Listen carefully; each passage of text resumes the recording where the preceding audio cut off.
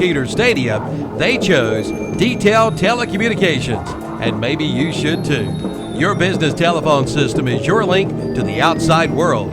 If your business telephone system needs service or upgrading, or you are moving, or just want to make sure you're getting the best deal from your telephone company, call Detail Telecommunications, 704-867-4507.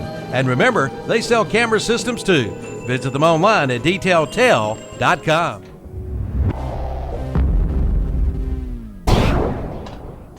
ENT Carolina is not your parents' allergy treatment. Now, no shots, no pain, no fear. Ask about the sublingual immunotherapy. Drops are placed under your tongue, and just 2 minutes a day is all it takes. It's safe, effective, and you do it on your own schedule. And best of all, no weekly doctor visits. Call today for a consultation with one of their board-certified allergy specialists. Visit a location near you. ENT Carolina, 2520 Aberdeen Road in Gastonia, 1212 Spruce Street in Belmont, and 1180 White Road in Shelby.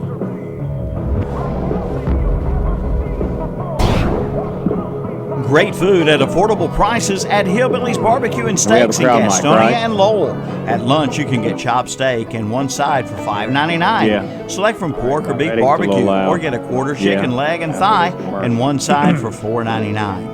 Select from check wide one, two, check sides, 1, 2, all including right. new items, collard greens, macaroni and cheese, green beans, homemade mashed potatoes, and gravy. At Hillbilly's Barbecue and Steaks, East Garrison Boulevard in Gastonia, and off I-85 at McCaddenville Road in Lowell. Online at hillbillysbarbecueandsteaks.com. Y'all playing South Carolina tonight, right? Basketball? Yeah. Don't give me no scores. DVR. Okay.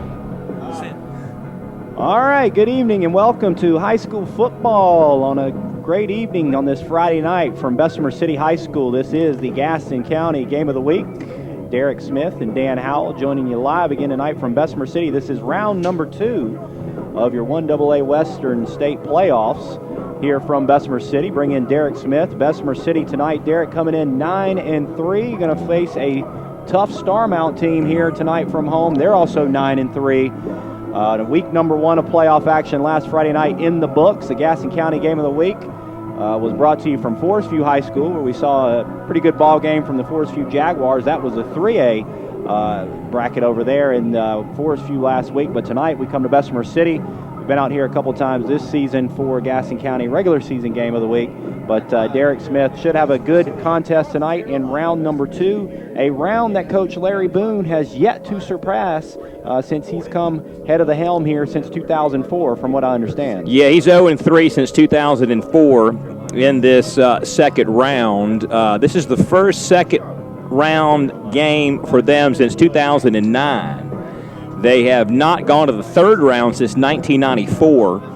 And since 1950, they are 1-9 in second round games, that being just the one win back in 2004. So out here tonight and looking forward to it. Last time we were out here, we had the rain game. The game Richard and I were here. It didn't start till 10 o'clock at night. We sat out here forever waiting on Highland Tech, but that was the last time we were out here. We enjoy coming out to Bessemer City. Not too many games left in Gaston County. This is the only other game in Gaston County besides the Pisgah-Forest View game tonight, so not many choices, but we're glad to be here for the Gaston County Game of the Week and hope to see Bessemer City advance to the next round coming up next Friday night. Yeah, also excited tonight, Derek and I back on the radio airwaves. Joining tonight on WCSL 1590 is where our primary broadcast is tonight. Again, 1590 WCSL. So excited about that too. Bessemer City from the Southern Piedmont. This is a team that played fairly well this season, Derek. Again, 9-3 overall. I think what was interesting is they beat their rival earlier in the year, Cherryville, but then lost to Cherryville last week, and this Starmount team really blasted Cherryville a week ago. Yeah, last year they were tied for the conference championship with Cherryville. This year they tied with Thomas Jefferson, and they could have won it outright had they beat Cherryville 2 weeks ago. The first time they meet, as we know in this league, they play each other twice because of the scheduling situation. The first time they beat them was a non-conference game. 2 weeks ago was the conference game, and they did come up on the losing end. And, it's a rivalry game. 3 turnovers that night for Bessemer City. Anytime you drop it that many times, it kind of lessens your chance to win. So a tough loss for them. But they did share the conference championship again this year for the second straight year, and here they are in the playoffs. And so, This team was 1-10 back-to-back not too long ago, and Coach Larry Boone has really turned this program around. He's the winningest coach in Bessemer City history, and has done a good job of turning this program around. Of course, he's had a couple of seniors that have been in this program now for several years, and Tyler Best and Cedric Mackey have helped kind of bring this program to where they are tonight, and that's where we are, and look forward to seeing what they can do to try to continue to get this team further in the playoffs this year. All right, so getting you going here about 10 after 7. This one will kick off tonight at 7:30. So getting you going from Bessemer City. We'll take a quick break, come back, talk a little bit about this matchup tonight, talk about some other area games. We still got some Gaston County teams alive in this second round week, so we'll talk about that. But let's take a quick break first. This is high school football right here on WCSL 1590, your Gaston County game of the week. We'll be right back. 1934. That's right, 1934. Watson Insurance Agency has been providing the people of our area with the best possible combination of insurance, risk management techniques, and personalized service in the most efficient manner possible. And today that tradition continues. Watson Insurance is one of the largest independently owned brokers in the Southeast, representing over 30 of the largest and financially sound insurance carriers today. Before you buy, get a quote with offices in Gastonia, Lincoln, and Belmont and Lake Wiley. Find out more at watsoninsurance.com.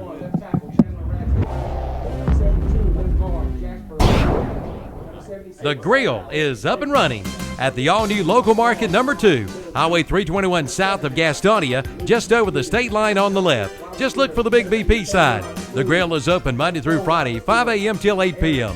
For breakfast, get 1 egg, grits, choice of meat, biscuit, or toast for only $1.99. Order 2 eggs with it for just $2.19. And for lunch and dinner, get 1 meat and 2 sides for $4.99. And all sizes of coffee is 99 cents, plus fresh salads and sandwiches. The all-new local market number 2, Highway 321 south of Gastonia.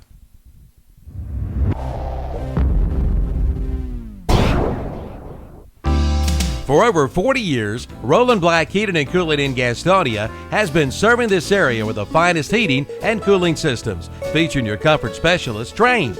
Roland Black Heating and Cooling provides expert residential and commercial products and services. Their team of certified technicians will exceed your expectations, and they are always available for a free estimate for your home or business. And visit the new location, 501 East Franklin Boulevard in Gastonia. Remember, it's hard to stop a train.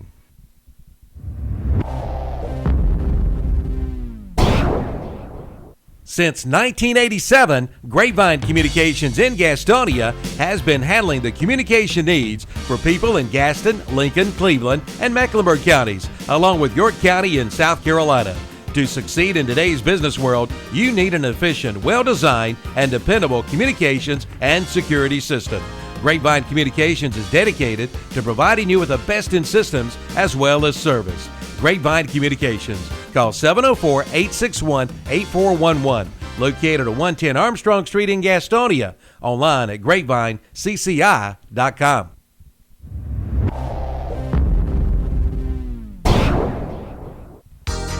The name might have changed, but the same great people in service is still there at Beard Insurance Agency, formerly Superior Insurance. Located at 1312 West Franklin Boulevard in Gastonia. From auto to home to commercial to renter insurance, also mobile home and motorcycle insurance. Find out why they are Gaston County's fastest growing insurance agency with the best rates for young drivers. By shopping your rate with 43 companies, they can save you money. Get low down payments and low monthly payments from Beard Insurance Agency, formerly Superior Insurance, 1312 West Franklin Boulevard in Gastonia. Online at beardagency.com.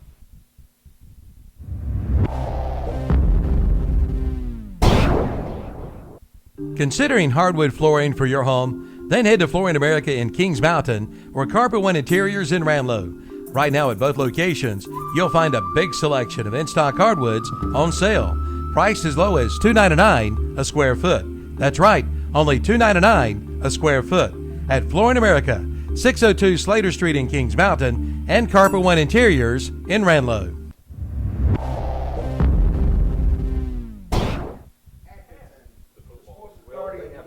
All right, welcome back here to Bessemer City High School. Again, this is Dan Howell and Derek Smith joining you from the field of Bessemer City. Week number 2 of the playoff action about to get underway here at 7:30. Got about 15 minutes before kickoff, and talk a little bit about this matchup tonight.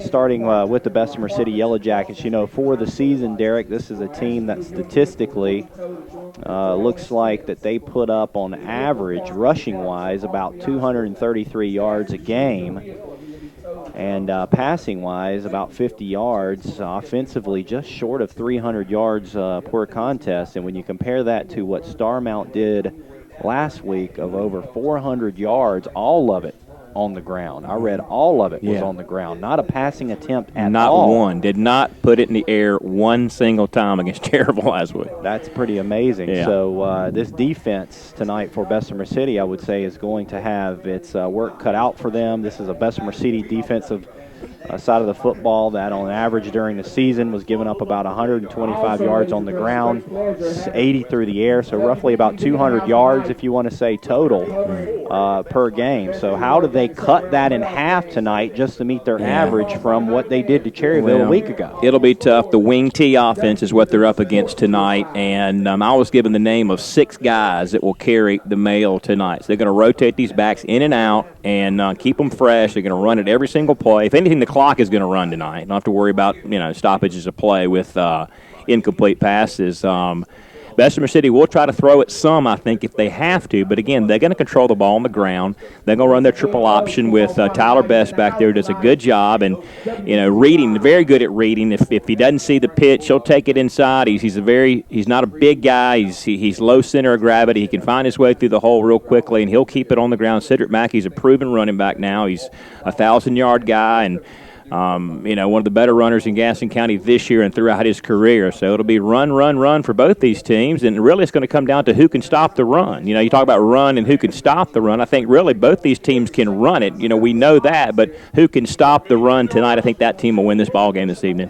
Yeah, last week at Forest View we saw what seemed to be a very long ball game, and it was because both those squads were throwing the football quite a bit, stopped the clock a lot, and tonight I would think we would see the exact opposite. We might get out of here pretty quick. For once, you might not have to stress over deadline with the Gaston Gazette that you're covering for I don't think I will tonight. This will be a game that is going to keep the clock moving tonight, and I like that kind of football. I mean, I'm an old school guy. I like the running offenses. I'm not real big on this spread offense and this throwing this thing around on 3rd and 3, throwing it to get a first down. I like the run-based offenses, and so we'll see a lot of guys toting the mail tonight, and should be exciting. So last week, Cedric Mackey, we talked about him and what he may do tonight on the ground. I mean, I think he'll get his fair share of carries to start this ball game tonight. But a week ago, 169 yards, 3 touchdowns.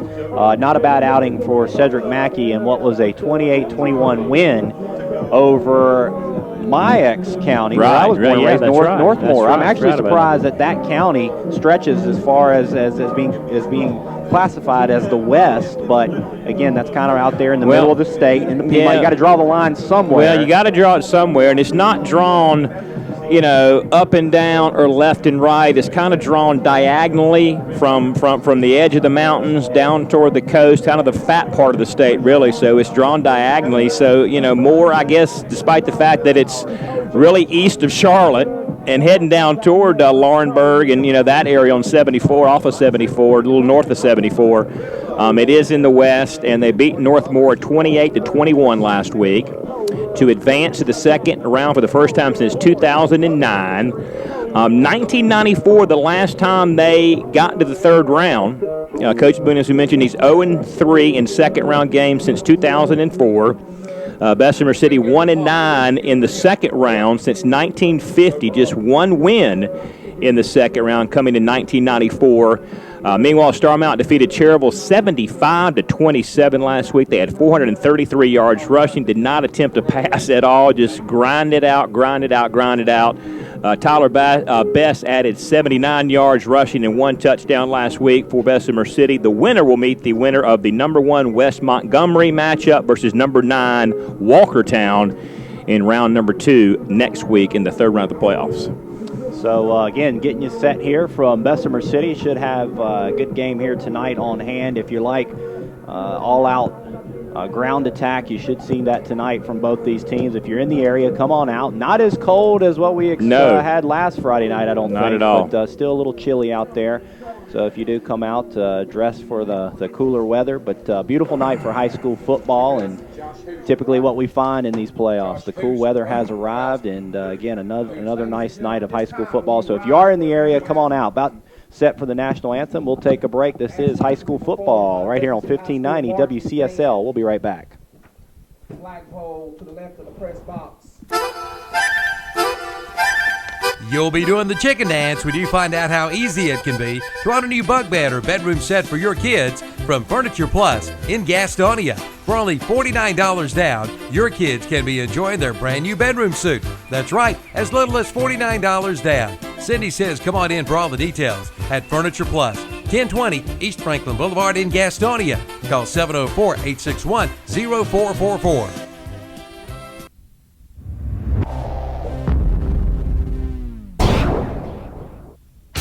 Good credit, bad credit, no credit? Apply today and ride today at Full Throttle Power Sports in Lowell. Pick up this week's What's Up Shopper for some great deals with zero money down and rates as low as 2.99%.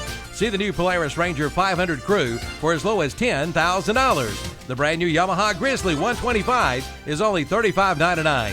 And for the lake, get the 2014 Yamaha Superjet for only $71.50. Full Throttle Power Sports. Exit 22 off I-85 in Lowell. Online at ncfullthrottle.com.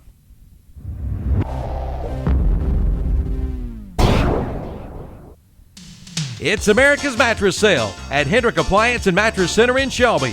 Save now on the 2013 Inventory Reduction Sale. All 2013 mattress sets must go. Get free delivery, free setup, free haul away. Get the sleep you need, guaranteed. Save on the Serta Perfect Sleeper for only $2.99 for queen size. Get special 12-month financing and big pillows just $39. America's Mattress from Hendrick Appliance and Mattress Center, 1241 East Dixon Boulevard in Shelby.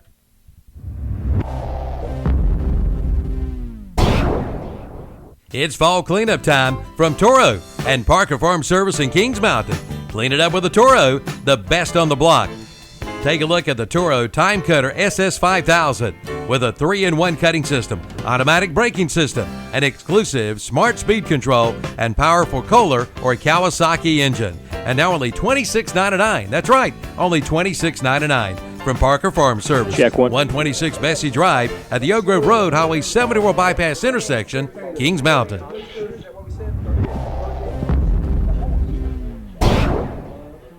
All right, welcome back to Bessemer City, Jack Dixon Stadium here at KTCBroadcasting.com, WCSL AM 1590, Cherryville simulcast internet and radio tonight. Derek Smith, Dan Howe getting set for round number 2, 1AA state playoffs here in Gaston County, the Gaston County game of the week. Elsewhere tonight we have in the 2AA West matchup, RS Central, the Hilltoppers, traveling to Denver to take on East Lincoln. RS is 8-4 on the season. East Lincoln undefeated, 12-0. And also in that bracket will be number 13 Parkwood, 7-5, who knocked off Hunter Huss in Gastonia last Friday night against number 5 Lincolnton. The Wolves are 10-2 on the season, which means we could have next week a Lincoln County matchup in the 2AA West ranks between East Lincoln and Lincolnton, should those two Lincoln County teams prevail tonight against RS Central and Parkwood, respectively. 3A West tonight, Pisgah 9-3 at Forest View. The Jaguars 10-2. Of course, we had the Jaguars last week against East Gaston, the Gaston County game of the week. A Jaguar win and a rematch of a conference game between those two schools in the Big South a couple of weeks ago earlier in the season. Number 5 Pisgah 9-3. Number 4 Forest View 10-2. And the Jags at home, they would go on the road next week to face Crest. Should Crest prevail tonight, and likewise, should the Jags prevail tonight, go to Boiling Springs next week against the very dangerous Crest Chargers. 3A West, the other side of that bracket, has South Point at Concord. South Point, number 6 seed, 8-4 on the season. Kind of a disappointing year for the Belmont Red Raiders, taking on Concord 12-0. Concord, by the way, last year knocked off in consecutive weeks Forest View and South Point. They sent both Gaston County teams home for the season last year up in Spiderland, in Concord. So Concord trying to knock out another Gaston County team in 2014 tonight as the South Point Red Raiders saw their season end up there last year. Try to keep from ending their season up there tonight against the Spiders, and a great running back in Rocky Reed, who is a guy that's already verbally committed to Tennessee. Bessemer City has won 6 of their last 7. The lone loss. Checking some others in the West, here in the 3A West. Crest, by the way, is taking on West Rowan tonight. Crest, the number 1 seed, taking on the number 8 seed West Rowan. Again, that is on the other side of the bracket with the Forest View Jaguars. And on the other side with Concord or South Point would meet the winner of the East Rowan West Henderson matchup next week in round number 3. Now Starmount, as Darren talked about, they don't pass the ball a tremendous amount, to be quite honest. Elsewhere in this bracket, Mitchell County, number 3, taking on Whiteville tonight. Also Avery County taking on Swain County. That is the other games in this 1AA West bracket tonight, that Walkertown and West Montgomery will meet the winner of this Starmount Bessemer City game coming up next week. Let's see what else have we got going on here in this bracket. In the 4A bracket tonight, some big games up in Charlotte, Mecklenburg. Providence taking on East Forsyth. Butler taking on Mallard Creek. Audrey Kell taking on Lake Norman. And Huff taking on Independence. All those Charlotte schools are going to knock each other out tonight. Kind of tough that they all met in the second round and somebody's got to go home, but those are some powerhouses in Mecklenburg County football meeting here in round number 2. All right, getting set for the kickoff momentarily. Captains on the field. Jackets wearing all green tonight. Good white numbers we can see real well up here in the press box, which is going to really help things this evening. Green helmets, green jerseys, green breeches, white pants with, rather green pants with white numerals. Starmount comes out in gold helmets, or rather a gold ram on the helmet. Not the Los Angeles Rams, the St. Louis Rams. Blue helmet with the gold Rams horns, white jerseys, orange numerals, blue pants. Their numbers will be real easy to see tonight as well, so we won't have trouble seeing numbers tonight here at Jack Dixon Stadium. So we should have a good time spotting these guys as they take this ball and tote it up and down the field. Going to run this thing a whole lot, but these offenses not going to throw it a whole lot. See a lot of runs tonight as we get set for kickoff momentarily.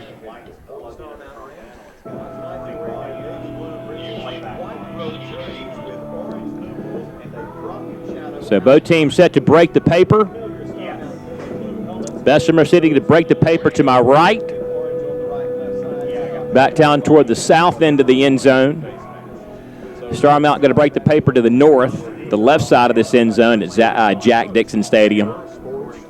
They brought a nice little crowd up from the Booneville area, which is up near the Elkin, North Carolina area, up near the mountains.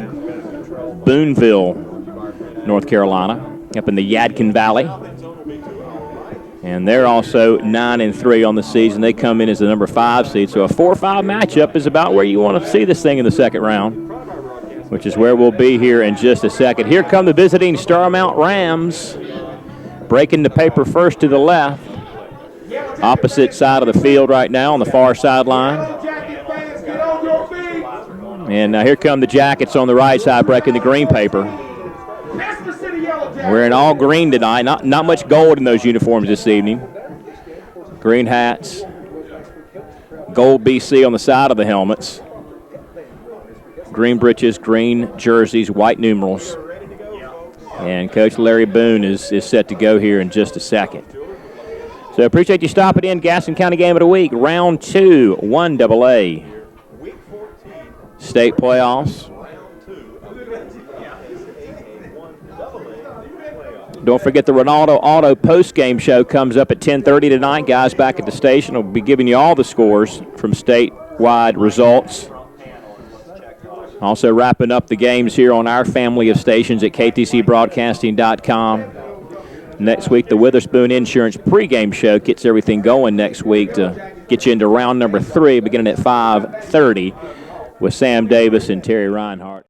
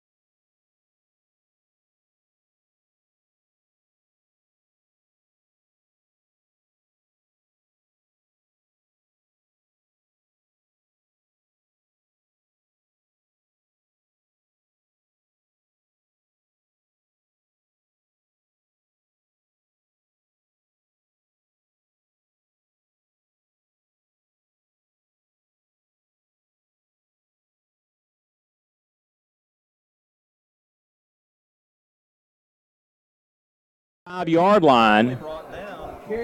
That was number 21, Trey Lomax. Now a late flag.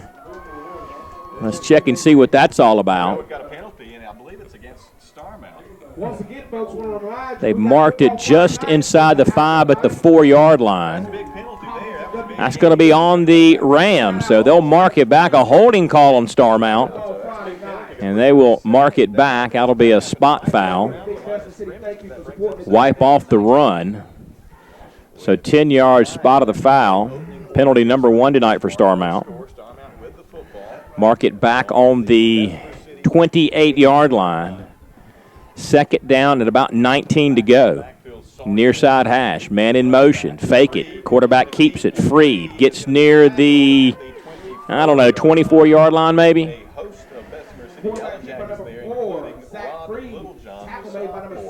Let's see where they mark it. Mark it on the 29-yard line, so we'll give him give him 4 yards on the play. So a third down, an important down here, Derek, as Starmount looks to strike first here tonight from Bessemer City. So back in that shotgun once again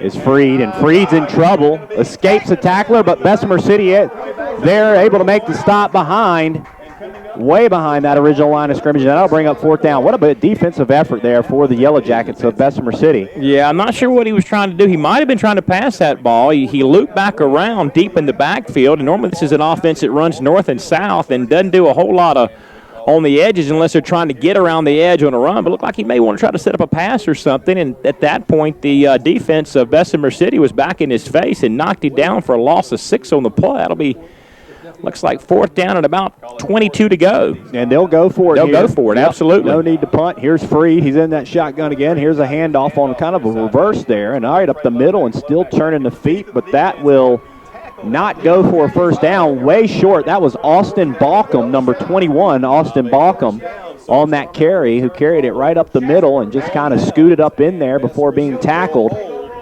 Might have gained about 7 yards or so before being tackled by the Yellow Jackets, and now the Yellow Jackets will take it over on downs, and we'll go the other way with it. So, again, audio-only night tonight right here on WCSL 1590. Derek and I usually calling these and streaming live video on the What's Up Shopper Sports Network, Gaston County channel. But playoff time can only do audio only. So here are the Yellow Jackets moving right to left on your radio dial. And the first play from scrimmage is going to be a handoff to their leading back, Mackey. That's Cedric Mackey, who a week ago I said was over 100 yards, 3 touchdowns, and really spurred that Yellow Jacket club to a win over West Montgomery. 169 yards total on his resume a week ago. That'll bring up second down and 9, give Mackey 1 yard. Yeah, didn't get much out of the 25-yard line. Maybe about a half a yard. But Mackey's the kind of guy that'll wear on you as the game goes along, and he'll get his yards eventually. They're tied up in there on that set. Quarterback keeper right up the middle. Yep, Bess. He read it, decided to keep it. Faked the hand to Mackey, kept it himself. Got a couple out near the 28-yard line. Give him a couple.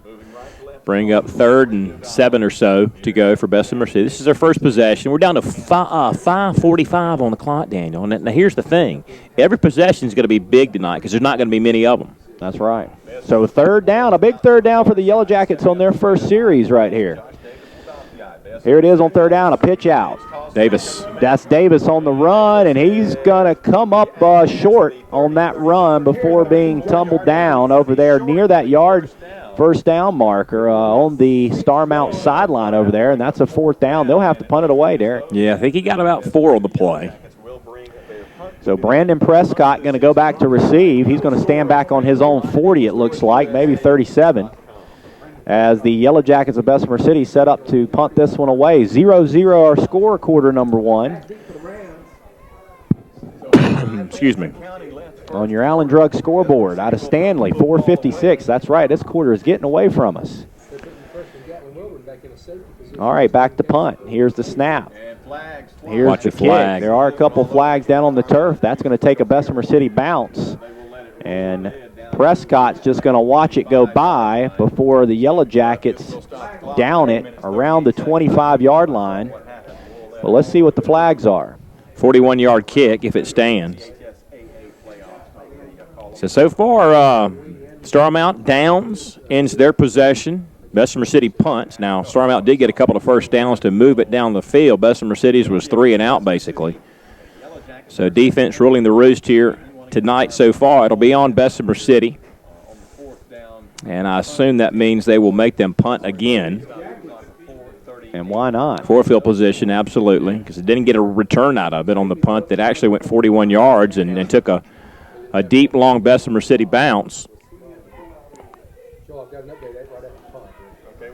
So Prescott going to stand back now. He gets to move up a little bit. He'll go back to, stand back about the same spot he was at the first time. Maybe respecting the punting ability a little bit more of the Yellow Jackets here. Here's the snap. Oh, watch out. Almost in there for a block. And paid off. Bad punt. Starmount yells, Peter, Peter, and everybody gets away. So that's where Starmount will get it back. 23-yard punt. Not as long as that last punt. 41-23. This is about the place where Starmount started the game tonight on that kickoff. Yep, 47-yard line. The Rams of Starmount High School. Their colors are blue and orange. Got the white tops trimmed in orange tonight. A little orange, what is that, an orange and blue type Ram helmet? That's the same helmet as the Los Angeles. Watch this, a big old hole and a run, a first down. He's gone. That's pure speed, and that's a touchdown. 52. John Johnson, 5'10", 160-pound senior, was gone. As soon as he touched that football, went off that left side, cut up kind of on the hashes there on that left side, on the Starmount side. And that was a touchdown of at least about 55 or so yards. 53-yard touchdown run officially. And on your Allen Drug scoreboard, 6-0 Starmount right out of the gate here with 4:10 to go in quarter number 1. We await the extra point. Zach Freed going to hold. Here's the snap. Hold down. Kick is no good. So 6-0 is where we will stay on your scoreboard. 4:10 to go in quarter 1. The Rams of Starmount on top. We'll be right back. This is high school football. Gaston County playoff game of the week right here on WCSL 1590. There's nothing like a Bobcat to cut grass, and there's no better deal than right now to own a new Bobcat from West End Sales in Vail. For only $101 a month, you can be mowing on your new Bobcat with 0% financing for 54 months. See the Bobcat Fast Cat R2 with a big 22-horsepower Kawasaki engine and a big 52-inch cut and a heavy-duty frame weighing 850 pounds, plus a 3-year, 300-hour warranty. Only $101 per month at West End Sales, Highway 2718 North Intersection, Vail.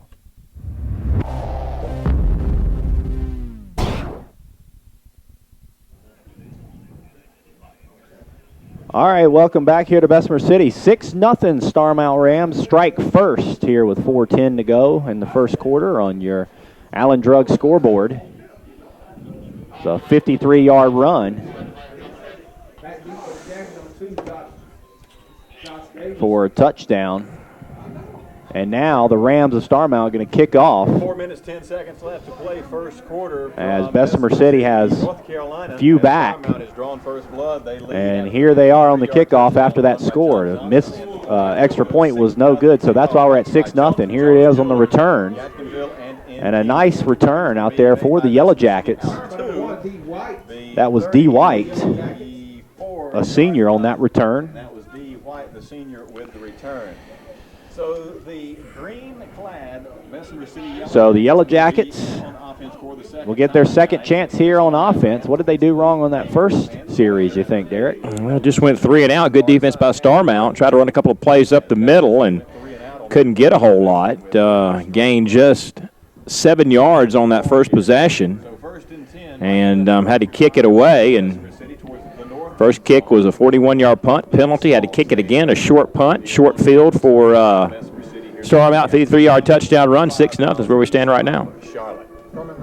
So here we go, under center, back to pass. And picked off by Starmount. One man to beat if he can spring the block on that quarterback, and he does, and that's going to be a touchdown again for Starmount on the interception. Brandon Lopez on the interception.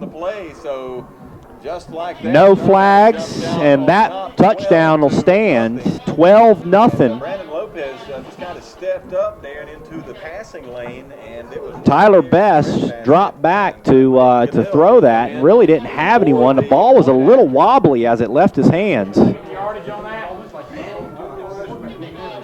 Brandon Lopez on the interception. I'd say that was about 35 yards or so. They will not go for two here. They will go for the 38 yards officially. Place kick is on the way. This one's right down Main Street and good. So here's the extra point. It's good this time. 13-0. Starmount on top. We'll take another quick break. This is high school football right here on WCSL 1590. We'll be right back.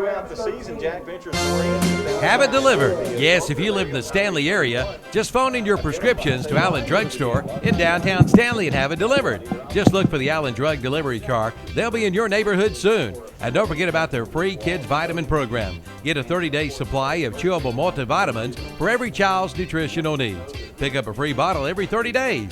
For more information, see Allen Drug Store, located on Main Street in downtown Stanley. Have it delivered right to your front door today from Allen Drug Store in Stanley.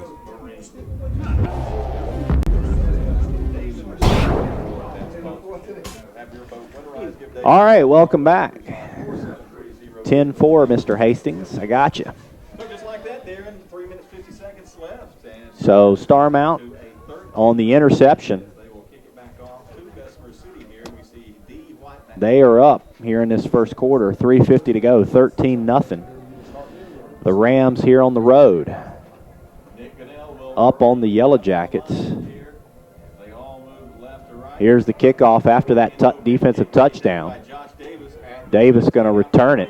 That's Josh Davis. He's got a little bit of room, but it's covered up quickly by special teams of the Rams, and the Yellow Jackets will get it back right about where they were that last time they had offensive possession, and they'll try to get something going here on offense. Yeah, basically back-to-back plays, Daniel. The 53-yard run by Johnson, then the first play from scrimmage. First play from scrimmage, right? Yeah, it was. The pick-off by Lopez, 38 yards. So 13 points in 20 seconds, and the Jackets found themselves down with 3:42 to go in the first quarter play, 13-0. It looks like we had a penalty flag on that kickoff, maybe block in the back or hold, but that's going to back the Yellow Jackets up even more.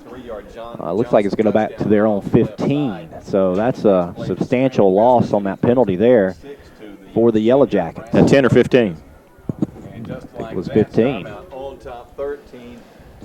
All right, so here are the Yellow Jackets once again. Tyler Best. Best going to run that option and try to pitch it.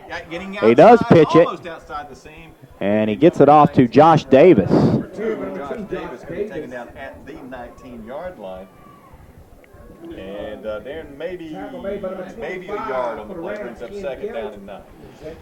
So we got a couple on that one. I don't know why the chain gang over there have it as fourth down. It's second down. Yeah, I know. It's second down. It's second down and maybe it's at about 2nd and 8, I would say. Yeah. About a 2-yard run for Josh Davis. I tell you what, the Rams' defensive line, they're pretty big kids down there. They got some big guys. Yeah, just 9 yards rushing. Nothing on that one either. Nope. Cedric Mackey not able to get going at all so far tonight. That defensive front, I'm telling you. Let me tell you this. Let me listen to this. 6'1", 219, 6'2", 320, 6'1", 240, 6'1", 230, 6'2", 260, 250, 250. I mean, they got some big kids. Yeah, 320 out there on defense. Wow, they do.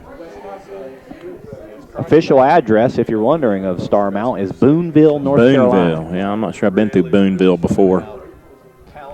I've been to Elkin before, up near Elkin. So here we go on third down. Best is going to have to throw a little screen pass, and he makes it complete. Is it going to be enough for a first? Let's see. No, the Rams able to stuff that after about 4-yard, 5-yard catch and run. Aaron Turner.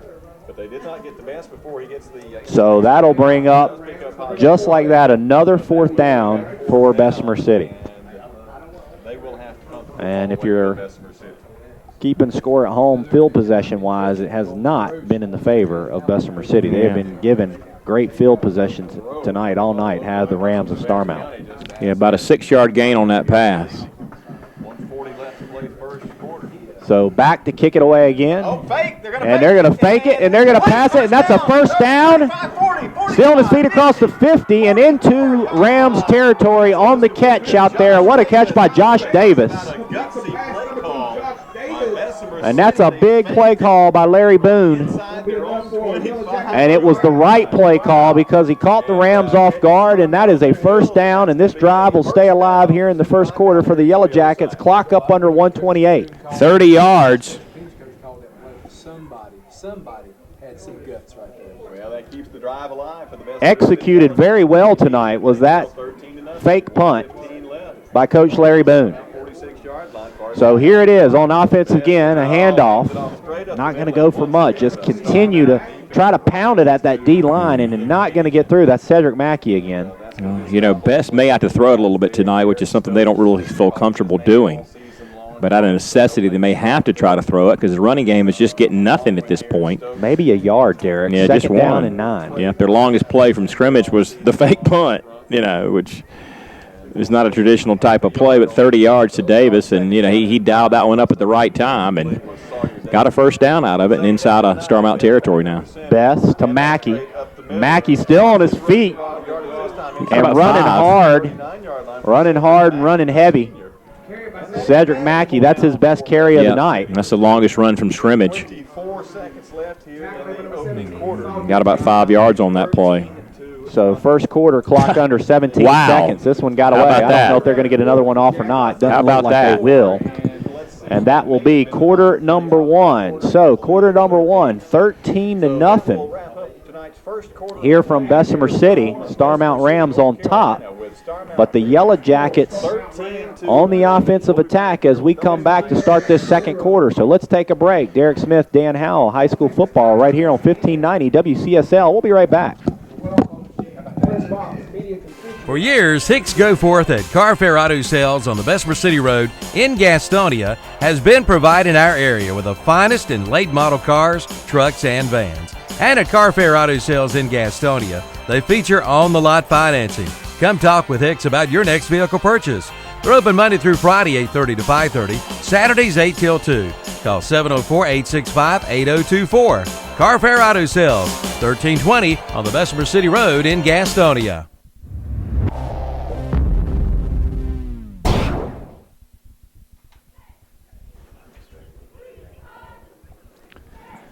All right, welcome back here to Bessemer City High School.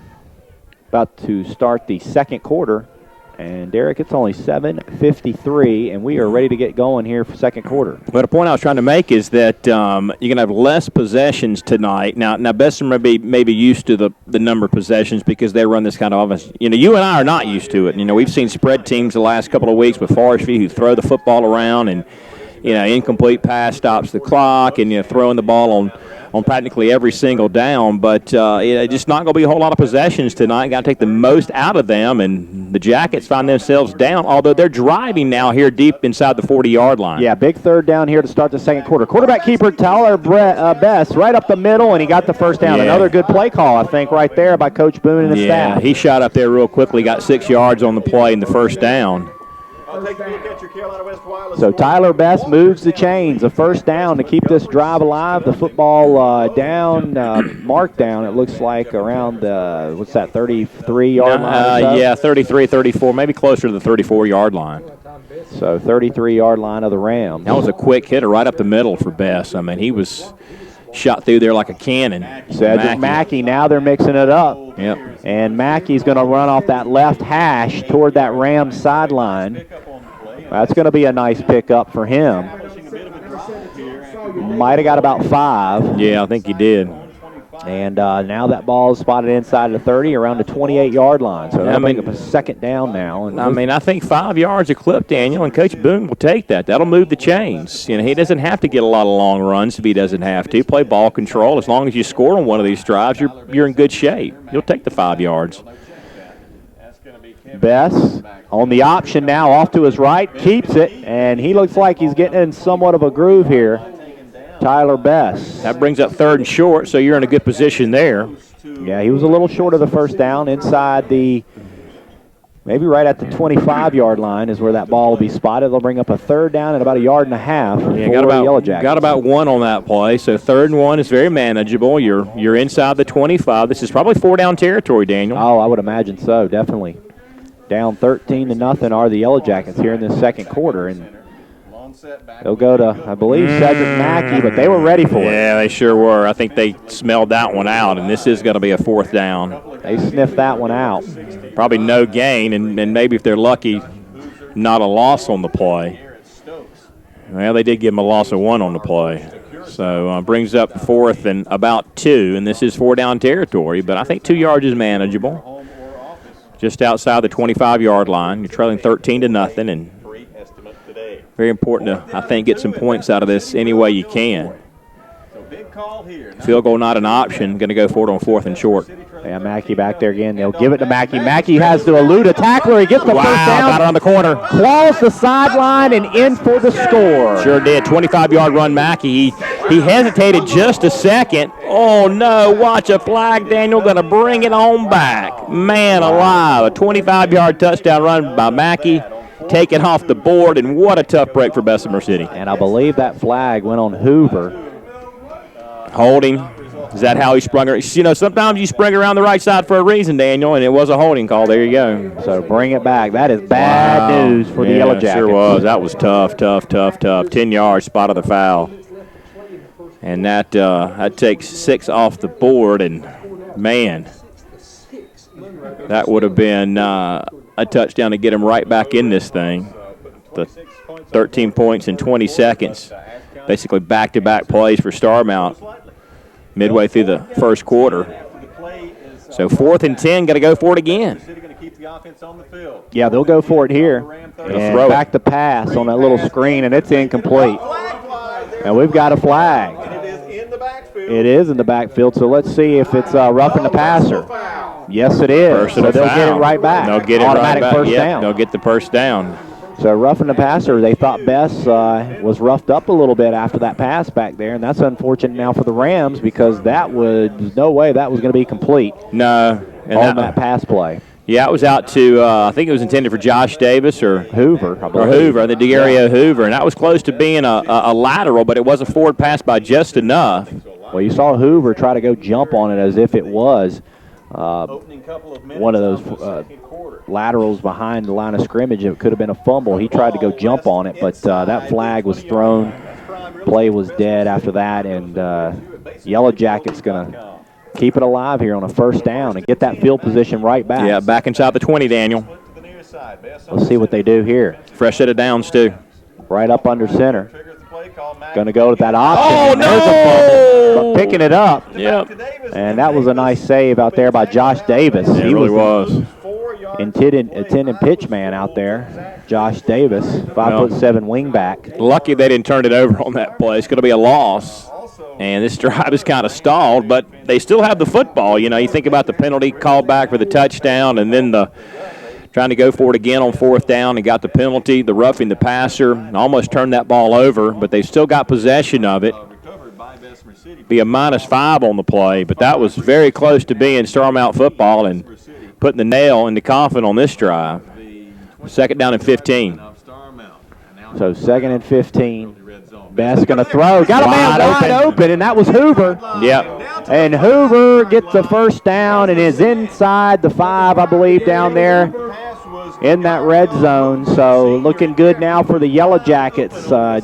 Gary O. Hoover on the catch. He was wide open on that pass play. Yellow Jackets with 9 minutes, 14 seconds left to play. So in this second quarter, Yellow Jackets trail 13-0. But they're knocking on the door now. from the 5-yard line. First and goal, maybe the 4. I think it is the 4. About a 19-yard pass completion to Hoover, who was wide open in the middle. Here's Bess. Bess to Mackey. Mackey going to dance inside. Did he get in? Yep, sure did. He sure did. Touchdown for the Yellow Jackets. So 13-6 now on your Allen Drug scoreboard. 8:48 to go in this half, and the Yellow Jackets strike it here in the second quarter. We await the extra point, going out to kick. 8:48 left to play, so a new score. Actually, no one's going to kick. They're going to go for 2. About 6 miles. They'll send one out to the right, one out way to the left. Watch the run play here. Quarterback keeper. He's going to try to scoot around. He dives for the end zone. He got in. 2-point conversion is good. New score here. 13-8. Brand new ball game here from Bessemer City. 13-8. 8:48 to go in quarter number 2. Starmount on top. This is high school football right here on 1590 WCSL. We will be right back. When the American Legion Baseball World Series Committee searched for a communications company to handle their needs at Veterans Field Keeter Stadium, they chose Detailed Telecommunications, and maybe you should too. Your business telephone system is your link to the outside world. If your business telephone system needs service or upgrading, or you're moving, or just want to make sure you're getting the best deal from your telephone company, call Detailed Telecommunications. 704-867-4507. And remember, they sell camera systems too. Visit them online at detailedtel.com.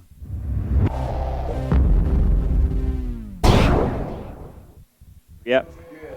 All right, welcome back. To recap, Bessemer City has just scored their first touchdown tonight on a 4-yard plunge by Cedric Mackey. Quarterback keeper on the 2-point conversion was good by Tyler Bess, and it makes it 13-8. Now Starmount on top, and now the Yellow Jackets will have to kick off. They do an onside kick here. Watch out. And it actually dribbles right into the breadbasket out there of number 24, who's able to cover it up on special teams for the Rams, Trey Bryant. And I don't know, now you give really good field position back to the Rams on that kick. So ball spotted down on the 42-yard line of the Rams, where they'll take over with their first series of offense here in the second quarter. They've got the lead 13-8. 42-yard line begins this possession. All right, in the shotgun. Here's a handoff. Doing a lot of dancing. Watch a flag. Yeah, it's going to be a hold or a block in the back, one or the other. That was John Johnson. And if there was a second flag, it looked like John Johnson threw his hand up into somebody's face mask. So were there two flags out there? Well, Josh Hauser and Trevor Humphreys were tangled up with each other away from the ball as the play went to the far side. That's where the umpire dropped the flag, was on those two men, and so something was going on there. Face masking on the defense. I didn't see that. I did not see that either. Coach Larry Boone didn't see it either. He looks like he's upset on that. Did not see that one coming. I thought it was going to be a hold on Hauser holding Trevor Humphreys. Humphreys must have got somebody in the face mask because it was not at the play. It was away from the play. It was a face mask away from the play. 15-yard penalty. That is a personal foul, my friends. So 15-yard penalty will move it past midfield, now into Bessemer City territory. And here go the Rams. Quarterback keeper, and he's stuck hard. Yeah, we've got some extra activities over there on the sideline. I did not see it. I was looking down. Now, who carried that ball on that hand, Daniel? That was a quarterback keeper right up the middle, Zach Freed. And the Rams are going to take that penalty for the extra activity after the play. Yeah, that was over by the Starmount bench on the far side. I did not see what was going on. It looked like some pushing and shoving, and then a couple of flags threw in the air. And here we go. Reaction from the crowd. Personal foul. No. Just on Starmount. So mark it back 15 yards on the Rams. Back to their own 41-yard line. 8 minutes, or check that, 6 minutes, 12 seconds left in the half. They will lose the down, it looks like. Second down and 25. Starmount. They lead 13-8. 2 men in the backfield. So on that penalty, back to the 40. Here's the handoff. Right Here's the side. handoff. That's going to go to Ken Kelly, Picking up a nice chunk of number yardage. 25, who had a nice run out to the 47-yard line. Goes Ken Kelly. He got some of it back. And long for Starmount, leading by 5 with. So that'll bring up now third down, and still some work to do for the Rams on this third down. Yeah. Will we see them throw right here? Let's see. Yeah, they didn't try a pass at all last week. So that would be unusual if they do. Put it that way. So here they go on this third down. And there's a handoff, and we've got Good a flag. defense, yeah. Good defense. Trey Lomax is the ball carrier, but we do have a flag. Let's see. I would imagine that's got to go against the Rams. With all that shifting going on out there, there's got to be a hold somewhere, I would think. Let's see. Illegal procedure. Yep, you're right. Decline. They'll decline. You have no gain. Now the Rams have to make a decision on what they'll do, and I would assume they would punt here. And who was on that carry? I'm sorry, I missed that. Lomax. Lomax. Trey That's right, Lomax. Okay, so they will punt, sending the punter back, Brandon Prescott. Back to receive now will be Josh Davis. So there you go. The Yellow Jackets able to hold. Here is the snap. Nice snap. Decent punt. Wobbly punt. It's going to drop just short of the 20 and down at the 21-yard line where the Yellow Jackets will take over. 13-8, 6:48 to go in quarter number 2 on your Allen Drug scoreboard. Want to thank all of our sponsors tonight. Our first down sponsor, Beard Insurance Agency on West Franklin Boulevard in Gastonia. Player of the game, Hendrick Appliance in Gastonia. And halftime and postgame show, Full Throttle Power Sports of Lowell. So Jackets back in this thing now. They're 79 yards away from pay dirt, but a good, nice long drive to get them to halftime with a tie ball game. Be just what the doctor ordered. Here's Cedric Mackey on his feet across the 30-yard line. And now the momentum is beginning to shift quite a bit now to the Yellow Jackets of Bessemer City. This sideline getting pumped up over here on the home side. Yeah, got about 9 on the play. Second and short. I gave him 10, first down. There's your first down. That's your Beard Insurance Agency first down at Gastonia. Every bit of Bessemer City Yellow Jackets. 10 yards to the 31-yard line. Good run by Mackey. Little momentum now for the Jackets after that last touchdown. Then the stop on defense. Here's a handoff. Mackey again. again.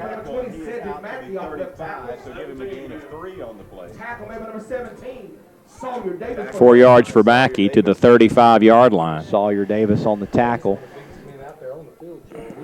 Clock under 6 to go in the half.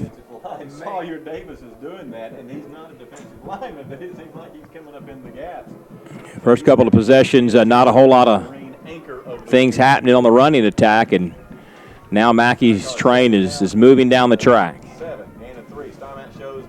Go to him again. Yep. Mackey running hard. Right up the middle, dragging people. And that's another Beard Insurance Agency first down, just short of midfield, Cedric Mackey. 13. Running with a purpose now is Cedric Mackey. I think he's kind of found his groove, as I said earlier. Yeah. He's showing how tough it is to bring him down low center of gravity. Not a big kid, but a tough kid that drives the legs and then doesn't go down easily. One up top is all they got wide receiver-wise. They'll go to Mackey again. Smash mouth football Mackey off that left hash. And he gets about 6 on that one. That'll bring up 2nd and 4.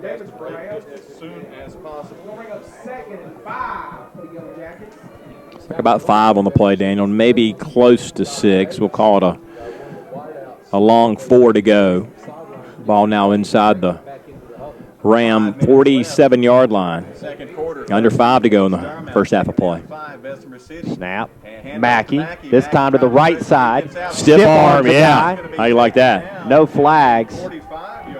Larry Boone 1 of 1. Some extra popping of the shoulder pads afterwards from both squads. Yeah, couldn't cut the corner when he tried to use the stiff arm. But he did get about a yard and a half. Going to bring up third down now. Give him a yard, 3rd and 3 from just outside the 45-yard line. But Mackey with the stiff arm as he tried to go around the side. And didn't work real well, but give him an A for effort. It will before the night is over with, I bet. Here's Bess. He'll go with a pitch out to Josh Davis. Davis going to try to cut that corner and work it, and he may have gotten it with the second effort. That's right. I think you're right about that, Dan. I thought he was going to be stopped a yard short, but then the last little surge. It's going to depend on the spot here. Might have got it for him. Let's check and see. It's tough to see across the field. Got to be real close, man. The way it looks from here, it looks like a first down. It does. It does. It does. They may have to measure. Let's see. Are they going to measure? Going to just call it a first down, or call it short of a first down? I don't see him coming across with the chains. They're going to call it short, Daniel. Yes, they are. Will not even measure. And inches now for the Yellow Jackets. All spotted around that 44-yard line, 43. And Best, let's see if it's a quarterback keeper. No. It'll go Mackey. I don't know. I don't know either. Rams say no.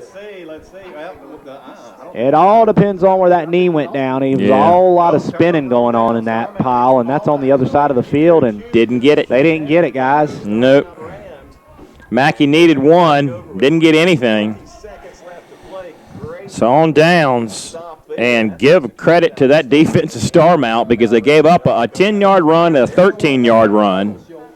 The next 3 runs only gave up 6 yards apiece, or 6 yards total. I got to question the play call there. I would have think Tyler Best could have gotten a quarterback keeper on that. I mean, it was just 4th and inches. He had already gotten one of those tonight on a first down. So now someone will take a timeout. I believe it's the Yellow Jackets. There might be Starmount, but let's see. I didn't get a signal on that. Anyway, there is a timeout. We'll stick with it. 3:20 on the clock. 3:20, yeah. Bessemer calls timeout. Any other scores? Had one score. Now the matchup in the next round, Walkertown versus West Montgomery. West Montgomery is the higher seed. They're trailing to Walkertown 13-0. In that other part of the bracket, winner will take on the winner of that game next week in round number 3. Yeah, so, West Montgomery, the 1 seed. That's right. Yeah, they're the 1 seed. So a little bit of an upset brewing. Walkertown getting it done tonight on the other side of the bracket. We'll check some scores at halftime, Daniel. This first half is going by so fast, hadn't had a chance to look down at the scoreboard, but we will do that at halftime. We'll be ahead of everybody, I think. So may have some score changes to give you during the duration of the Full Throttle Power Sports halftime show. Quarterback keeper right up the middle. There's a big hole in the first down and into Yellow Jacket territory. Goes Zach Freed. He got about 13. And move the chains as they will move that football 13 yards upfield. And they've got time. First down, stop the clock at 3:13. Now it winds down. I think they've got all their timeouts left. Of course, a big hitter would get it for them quicker than not, but they've certainly got time. Handoff again, right up the middle. That's another first down. Yep. And that was Bryant on the carry that time for the Rams. And that one was just lined right up, and I'm going to run it at you. Yeah, and it went right up the middle. No question about that. 8 different guys have toted the rock tonight for Starmount, including the quarterback. Wow. So 7 running backs plus the quarterback. First down inside the 35-yard line, about the 34.5. So they'll snap. Man comes back behind, and there's a handoff, and got about 2, maybe 3. It might have been Lomax. Yeah, it was Lomax. That was Trey Lomax. Tell you, I like They got 2 21s on my roster. Well, the one's defense and one's offense. You can have the same numeral like in college, but they can't be on the field at the same time. Right. Lomax got a yard. I tell you, I like the orange numbers on the white jerseys. Yeah, it looks pretty nice. I mean, you can see them. You weren't at Kramer the night they wore purple numbers on purple jerseys. Yeah. Try to find the numbers on those guys. Here's the handoff. This time goes to the big guy, Sawyer Davis. Sawyer Davis, 5'11". Yeah, he's the biggest of them, at least stature-wise, maybe not tallness, but thickness. He's the thicker of all those backs. Luke Gibby on the tackle for the Yellow Jackets. That'll bring up third. So a critical third down right here, 3rd and 7. So some work to do. And look at the clock. For the Rams, as this one goes under 1:30 in this second quarter. Rams are on top. They face a 3rd and 7. Little end around. Yeah. Big man didn't get it. Didn't get it. If he would have ran straight, I think he would have got it, but he tried to cut it back. Sure did. To get a little more, and he got popped. So he's going to be short by about a yard. Bessemer will take the timeout, Daniel, to stop the clock to get it back for maybe, something. Clock is stopped at 66 seconds. Ken Kelly was the one on the carry for the Rams. We'll stick with it, but again, on this 4th down, the Rams here, they'll go for it. This is territory where you don't want to punt. Rams do have the lead. If you're just tuning in right here. Gaston County playoff game of the week, second round, right here on WCSL 1590. This is the 1AA Western State playoff round, second round.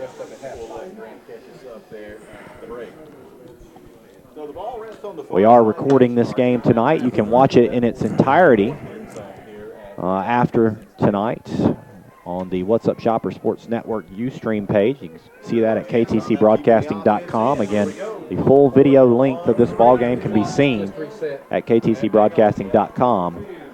Wait, got to reset the clock now. As soon as this one's over tonight.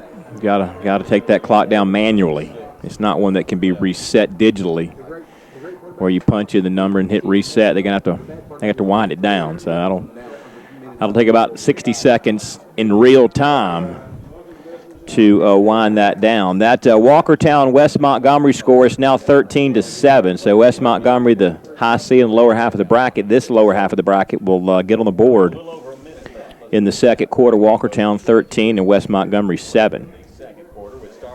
So watching that score, as the winner will have to travel.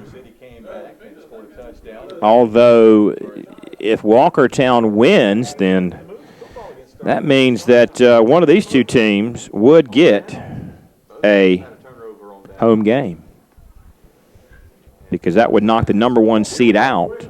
This is the 4 versus the 5. So should a Walkertown upset West Montgomery, then the winner of this game will get a home game out of it. All right, here we go, Derek, out of that timeout. 70 seconds in the half. Yep, 1:10 to go. Here's a handoff. No, it's a quarterback keeper. They went for the decoy. Yep, got it. And you got to give the Rams credit for running that to precision right there. They did the fake handoff. Yep, Freed got it. To the fullback. And the quarterback kept it, Zach Freed, went right up that left side of the line and got a lot of it. On the 19-yard line with 55 seconds to go in the half. That's a first down, so now they'll move it again. Freed. Going to be a pass play. Looking, and it's incomplete. Well, that is one more pass than they threw a week ago, and a late flag. This is going to be intentional. This is going to be on the defense, late hit. That was not very smart at all. No, it was not. Not at all for Bessemer City. I mean, this is a team that didn't throw it at all last week, and you got to hit the quarterback. Oh, man, tough break. This is a team that does not throw it at all. Freed having a tough time getting up and now getting off the field. And Freed will have to take a breather on this play as they mark off the penalty. Yep, and it stops the clock, too. So it looks like they're going to take it down close to the 10-yard line, Derek. Half the distance. Maybe inside the 10, down to the 9 or 8-yard line. Tough break for the Yellow Jackets. You got to keep your composure. About a 10-yard penalty on half the distance, and it will be a goal to go inside the 9-yard line. Bessemer wants timeout with 47 seconds to go in the half. All right, so let's see. Are they going to get the timeout? They are going to get the timeout. So what about that turn of events right there? They went for it on 4th down and got it. Throw the first pass in 2 weeks that they'd attempted, and it was not even close. And then way after the incomplete pass had occurred, he hit the quarterback late. personal foul, 50, well, half the distance, but basically a 15-yard penalty in normal circumstances, but half the distance and a first down inside the 10 stops the clock too. So everything that could go right went right for Starmount. Bessemer will talk about it on defense. But what could have been a one-score game going into the locker room for Bessemer City, and they had a chance to get the ball back too if they could have stopped on the fourth down play. They were poised to get the ball back with about 90 seconds to go, and they gave up the fourth down, then gave up the penalty. And so this could be a big swing of events. It would go back down by 2 scores, head into the locker room for the first half of play. But Bessemer took that timeout, which means Starmount still got 1 or 2 in their pocket.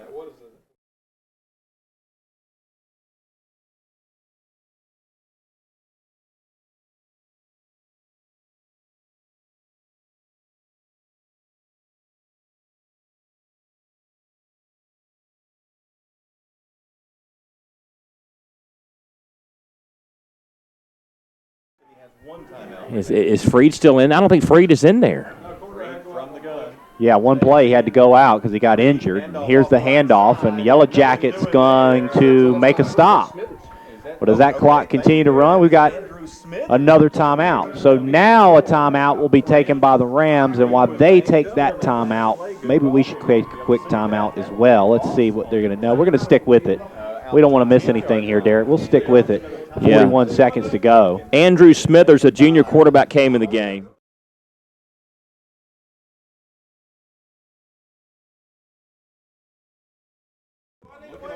Brings up second down and goal to go from the 10-yard line with 41 seconds to go in the half. So that was a quick timeout for the Rams. Now they'll break out of that huddle, come back out, and wait the Yellow Jackets to come out of their huddle on this timeout. But second down and short, clock at 41 seconds.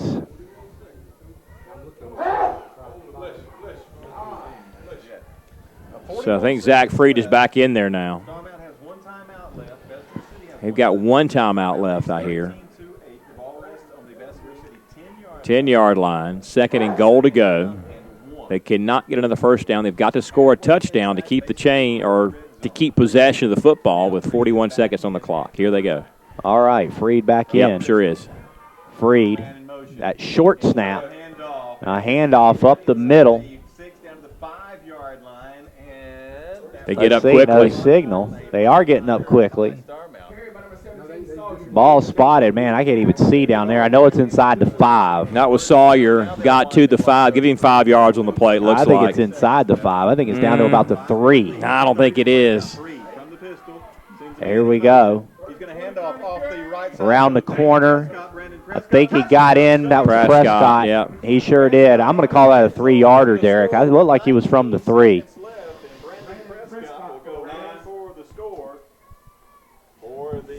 So Prescott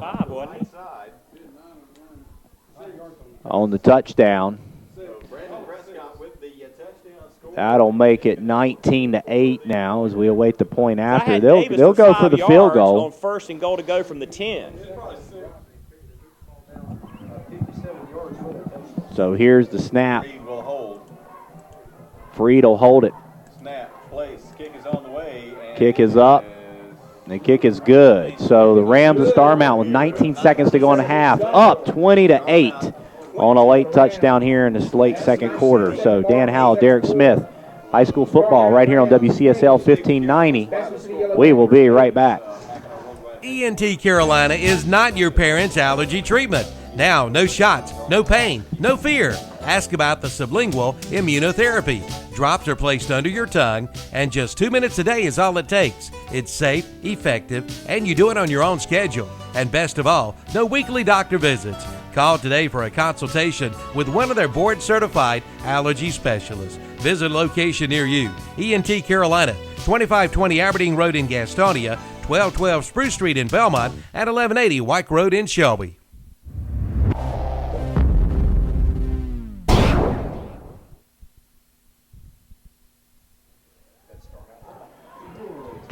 All right, welcome back. Starmount has scored here in the late second quarter. It's 20-8. Rams are on top. They will kick off. We've got 19 seconds to go. Yellow Jackets back to receive. Ball teed up at the 20. To kick it off is Nick Gunnell. Little pooch kick, and it's going to be taken and returned out there by DeGario Hoover. Hoover still on his feet over there on the sideline before finally being taken down.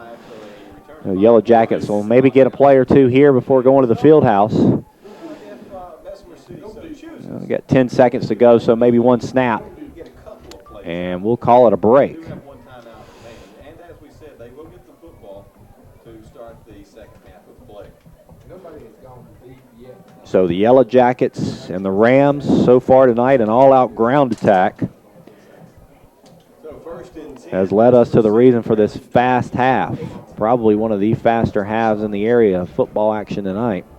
Quarterback Tyler Best. Here's Bess. Bess going to hand off to Mackey, and Mackey really going to slip and fall, but defender was there on the tackle was Prescott.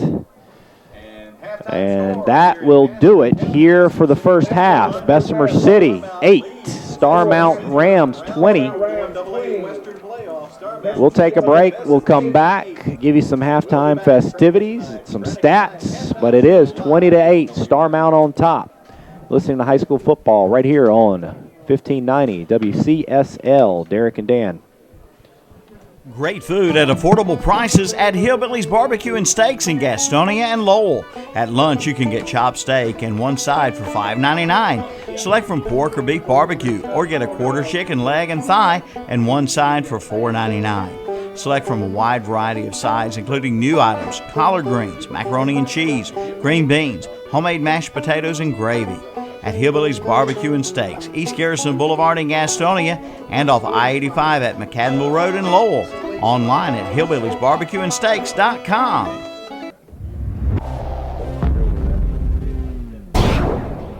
Since 1934. That's right, 1934. Watson Insurance Agency has been providing the people of our area with the best possible combination of insurance, risk management techniques, and personalized service in the most efficient manner possible. And today that tradition continues.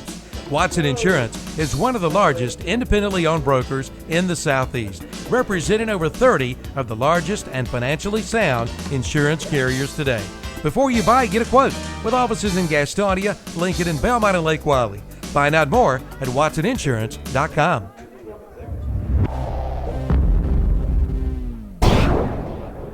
The Grill is up and running at the all-new Local Market number 2, Highway 321 south of Gastonia, just over the state line on the left. Just look for the big BP sign. The Grill is open Monday through Friday, 5 a.m. till 8 p.m.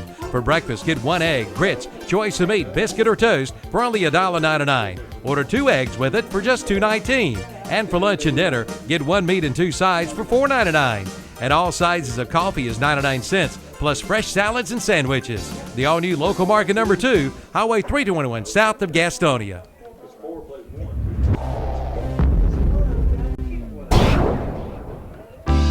For over 40 years, Roland Black Heating and Cooling in Gastonia has been serving this area with the finest heating and cooling systems, featuring your comfort specialists trained. Roland Black Heating and Cooling provides expert residential and commercial products and services. Their team of certified technicians will exceed your expectations, and they are always available for a free estimate for your home or business. And visit the new location, 501 East Franklin Boulevard in Gastonia. Remember, it's hard to stop a train.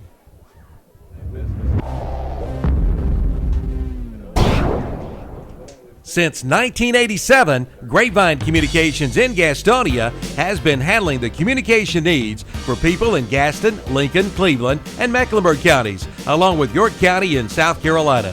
To succeed in today's business world, you need an efficient, well-designed, and dependable communications and security system. Grapevine Communications is dedicated to providing you with the best in systems as well as service. Grapevine Communications. Call 704-861-8411. Located at 110 Armstrong Street in Gastonia. Online at grapevinecci.com.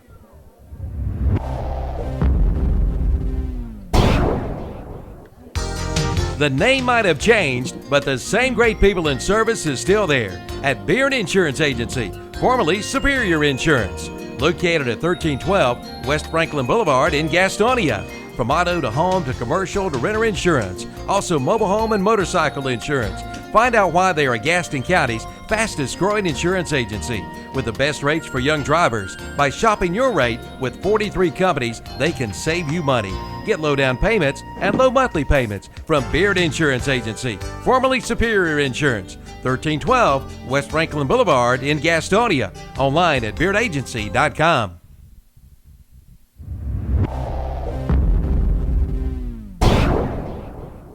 Considering hardwood flooring for your home? Then head to Flooring America in Kings Mountain or Carpet One Interiors in Ranlow. Right now at both locations, you'll find a big selection of in-stock hardwoods on sale. Priced as low as $2.99 a square foot. That's right, only $2.99 a square foot. At Flooring America, 602 Slater Street in Kings Mountain and Carpet One Interiors in Ranlow.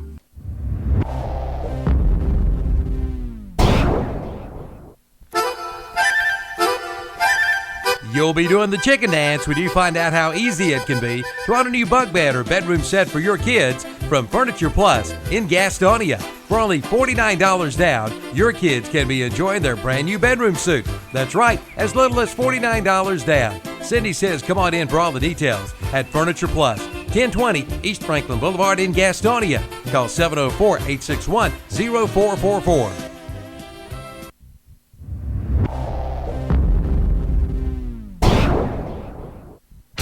Good credit, bad credit, no credit? Apply today and ride today at Full Throttle Power Sports in Lowell. Pick up this week's What's Up Shopper for some great deals with zero money down and rates as low as 2.99%.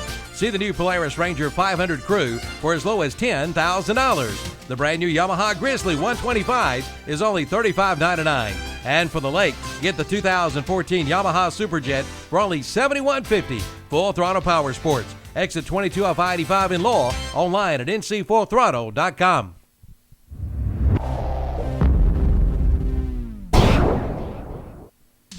It's America's Mattress Sale at Hendrick Appliance and Mattress Center in Shelby. Save now on the 2013 Inventory Reduction Sale. All 2013 mattress sets must go. Get free delivery, free setup, free haul away. Get the sleep you need, guaranteed. Save on the Serta Perfect Sleeper for only $2.99 for queen size. Get special 12-month financing and big pillows just $39. America's Mattress from Hendrick Appliance and Mattress Center, 1241 East Dixon Boulevard in Shelby.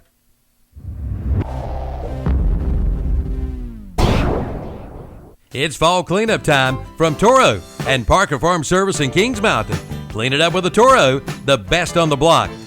Take a look at the Toro Time Cutter SS5000 with a 3-in-1 cutting system, automatic braking system, an exclusive smart speed control, and powerful Kohler or Kawasaki engine. And now only $26.99. That's right, only $26.99 from Parker Farm Service, 126 Bessie Drive at the Oak Grove Road, Highway 74 Bypass intersection, Kings Mountain.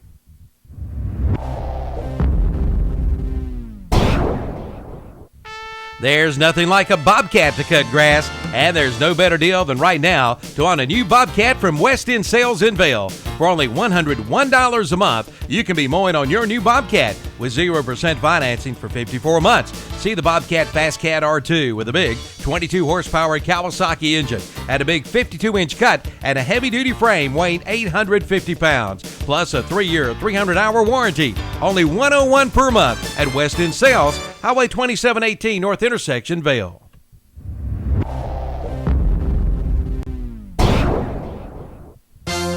Have it.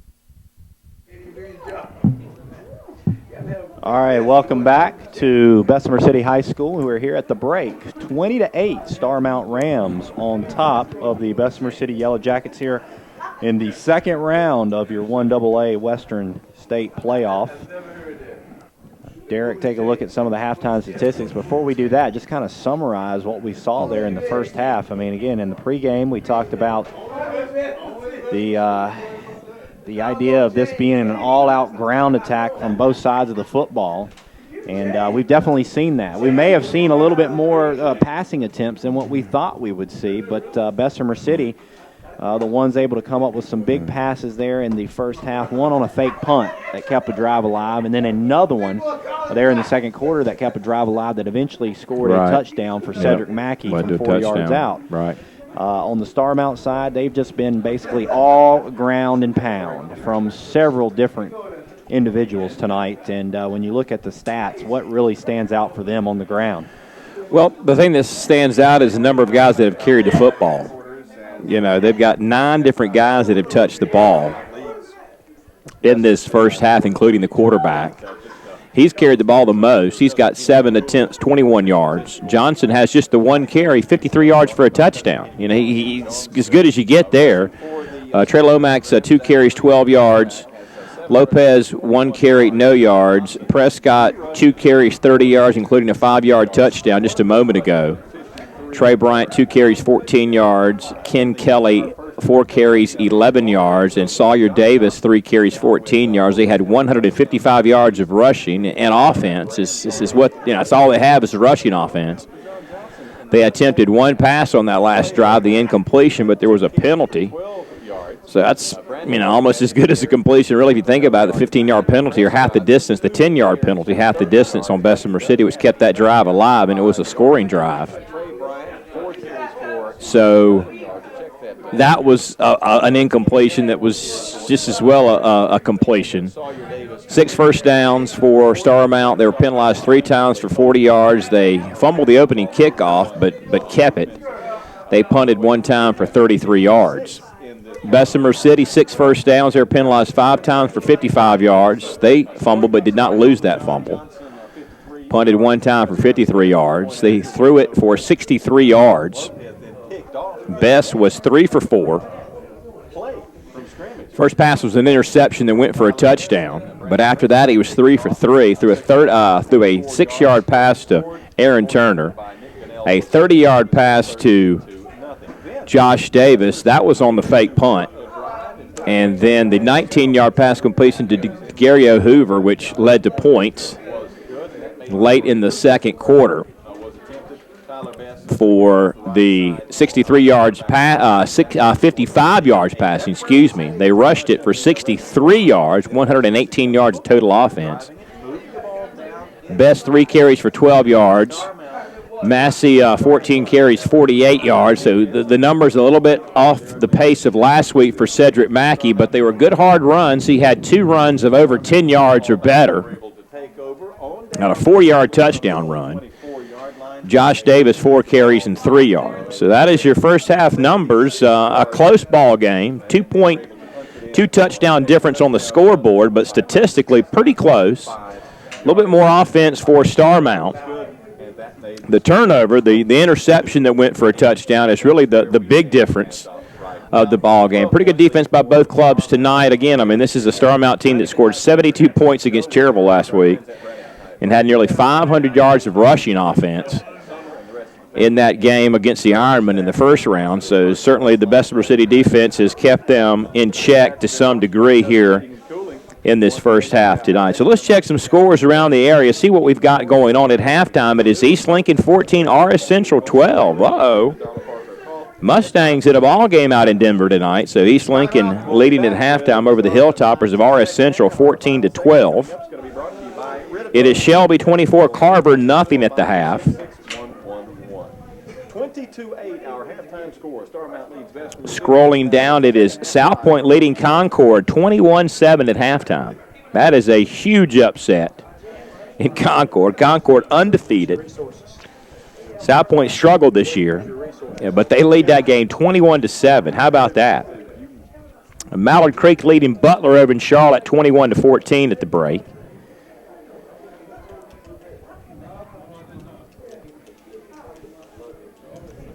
Let's see, what else do I have? Halftime, Forest View 13, Pisgah 10. So that is a close game.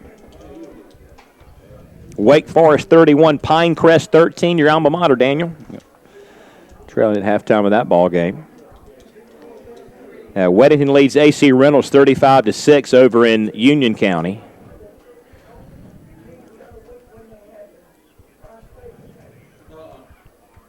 And that appears to be what I have locally. I do not see a Lincoln score for some reason. I'm not sure who's covering that Lincoln game.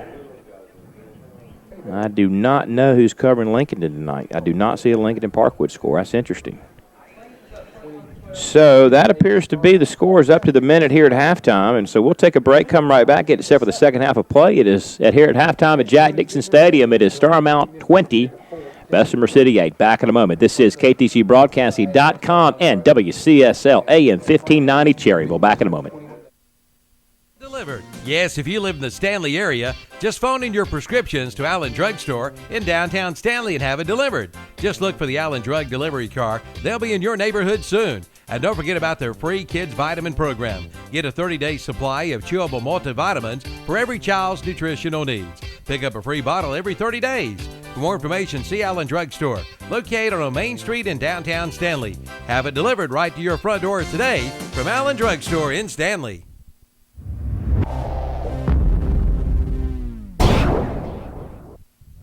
For years, Hicks Go Forth at Car Fair Auto Sales on the Bessemer City Road in Gastonia has been providing our area with the finest in late model cars, trucks, and vans. And at Car Fair Auto Sales in Gastonia, they feature on-the-lot financing. Come talk with Hicks about your next vehicle purchase. They're open Monday through Friday, 8:30 to 5:30, Saturdays 8 till 2. Call 704-865-8024. Car Fair Auto Sales, 1320 on the Bessemer City Road in Gastonia.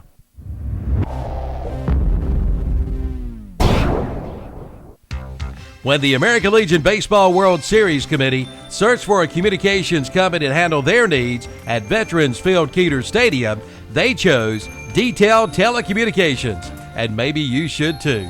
Your business telephone system is your link to the outside world. If your business telephone system needs service or upgrading, or you are moving, or just want to make sure you're getting the best deal from your telephone company, call Detailed Telecommunications. 704-867-4507. And remember, they sell camera systems too. Visit them online at detailedtel.com.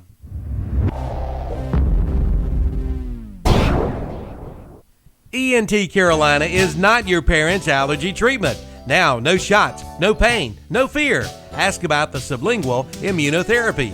Drops are placed under your tongue, and just 2 minutes a day is all it takes. It's safe, effective, and you do it on your own schedule. And best of all, no weekly doctor visits. Call today for a consultation with one of their board-certified allergy specialists. Visit a location near you. ENT Carolina, 2520 Aberdeen Road in Gastonia, 1212 Spruce Street in Belmont, and 1180 White Road in Shelby.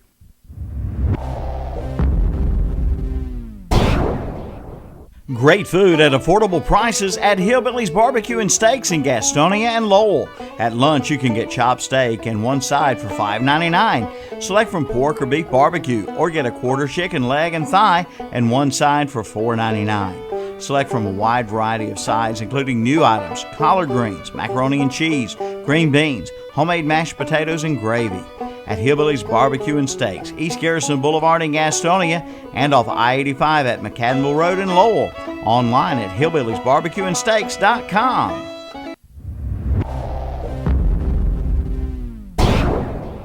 Since 1934. That's right, 1934. Watson Insurance Agency has been providing the people of our area with the best possible combination of insurance, risk management techniques, and personalized service in the most efficient manner possible. And today that tradition continues. Watson Insurance is one of the largest independently owned brokers in the Southeast, representing over 30 of the largest and financially sound insurance carriers today. Before you buy, get a quote with offices in Gastonia, Lincoln, and Belmont and Lake Wylie. Find out more at watsoninsurance.com.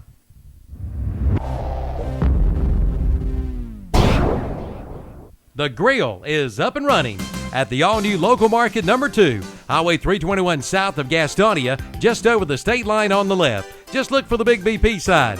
The Grill is open Monday through Friday, 5 a.m. till 8 p.m. For breakfast, get 1 egg, grits, choice of meat, biscuit, or toast for only $1.99. Order 2 eggs with it for just $2.19. And for lunch and dinner, get 1 meat and 2 sides for $4.99.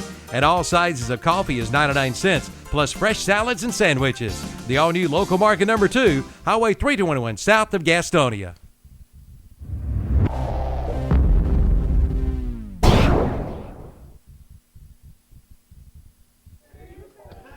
All right, welcome back here in Bessemer City,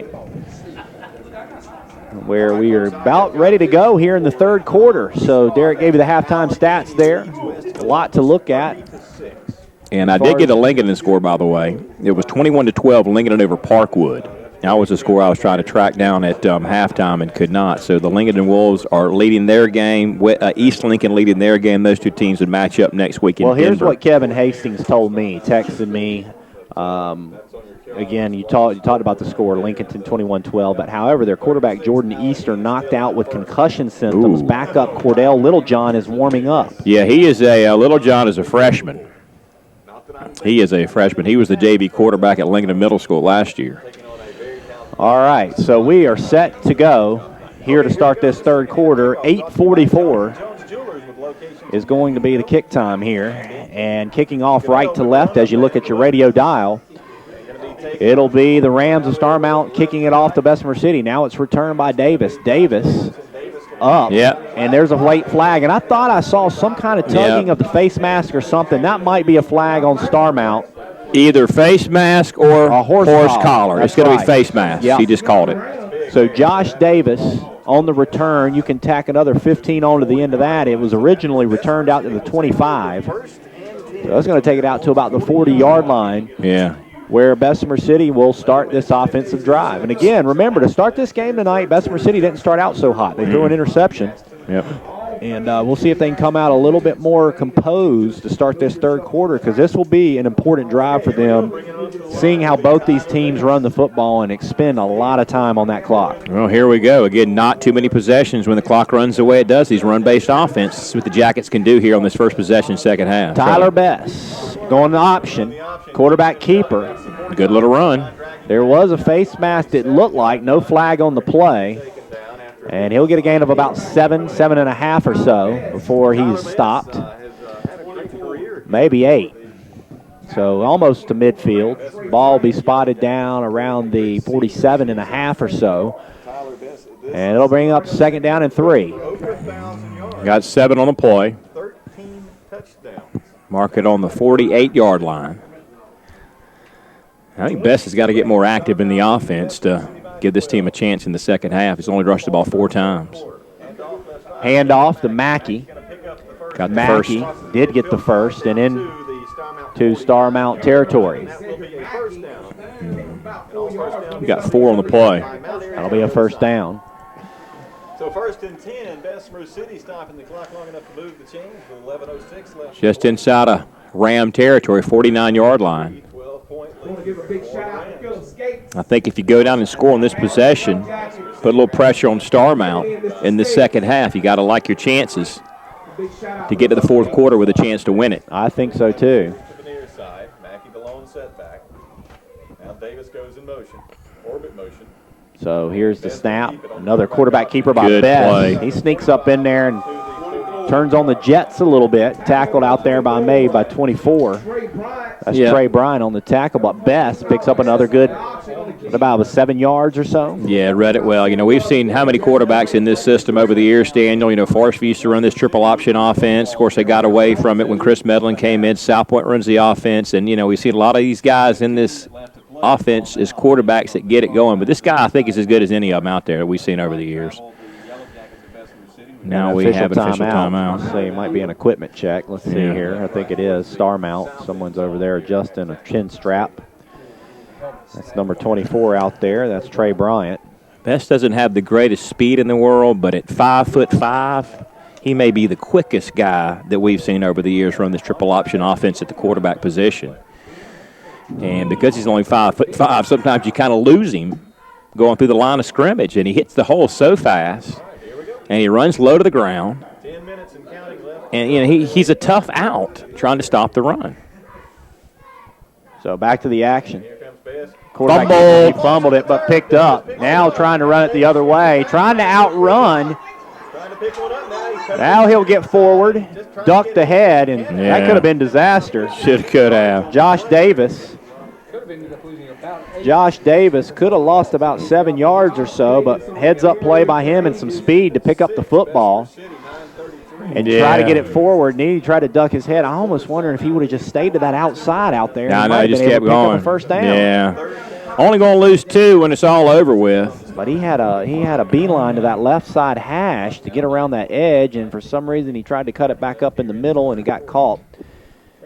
And that ball spotted out at the 45-yard line, where Bessemer City now. He did lose a few there. 3rd down and about 6. Yeah, bragging on Bess, and he dropped the football. Hand off to Mackey.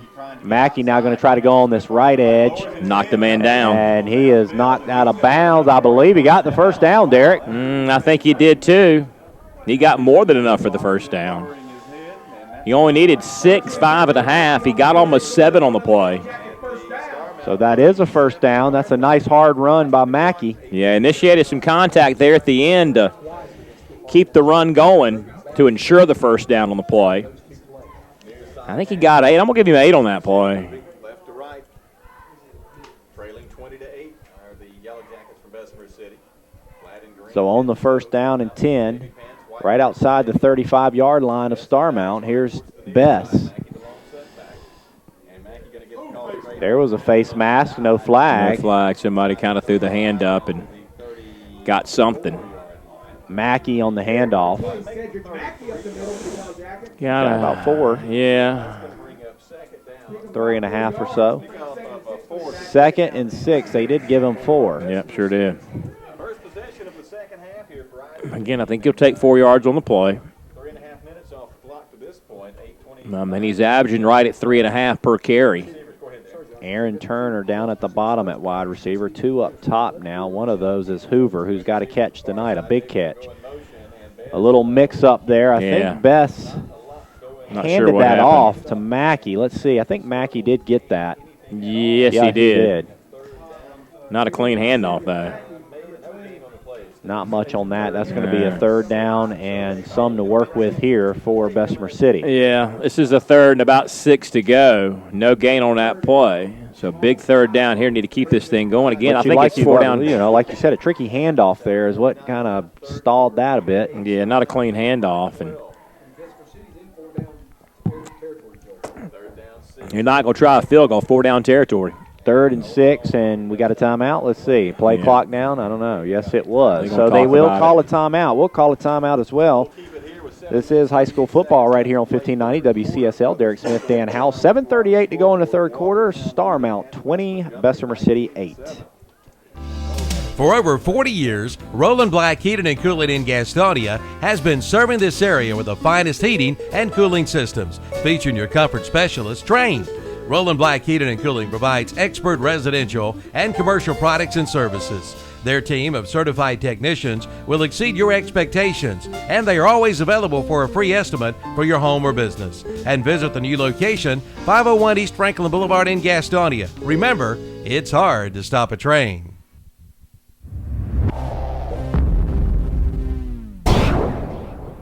Since 1987,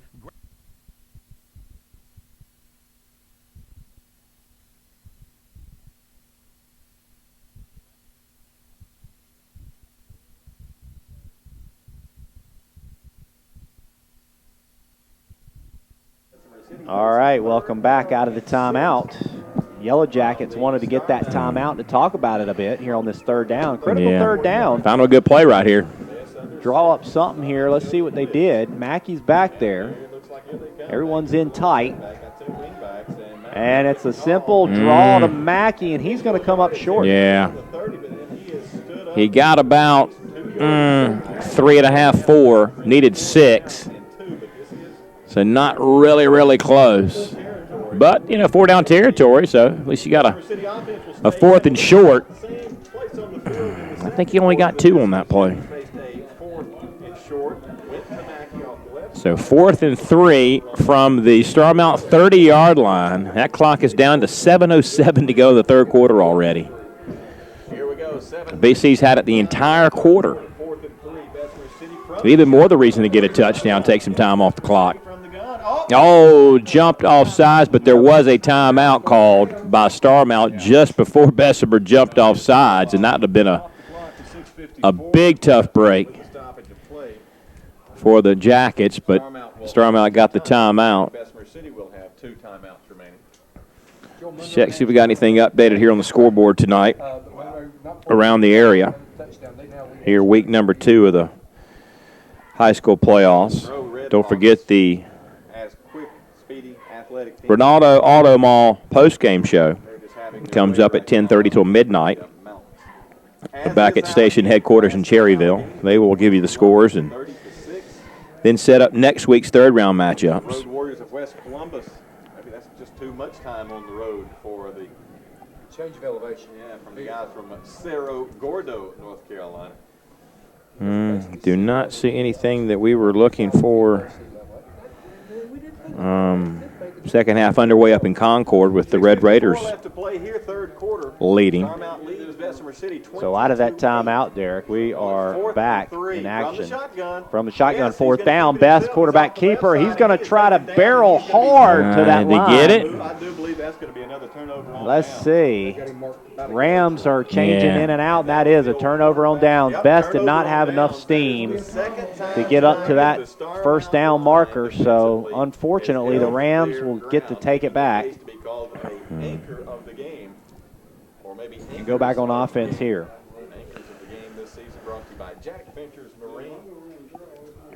So the Rams take over all that time off the clock. And nothing out of it. Down to 6:47. BC had it the entire quarter. So here are the Rams, quarterback keeper. Freed, look at the quarterback. Freed is freed, watch out. And that's a big gainer for the Rams and Starmount.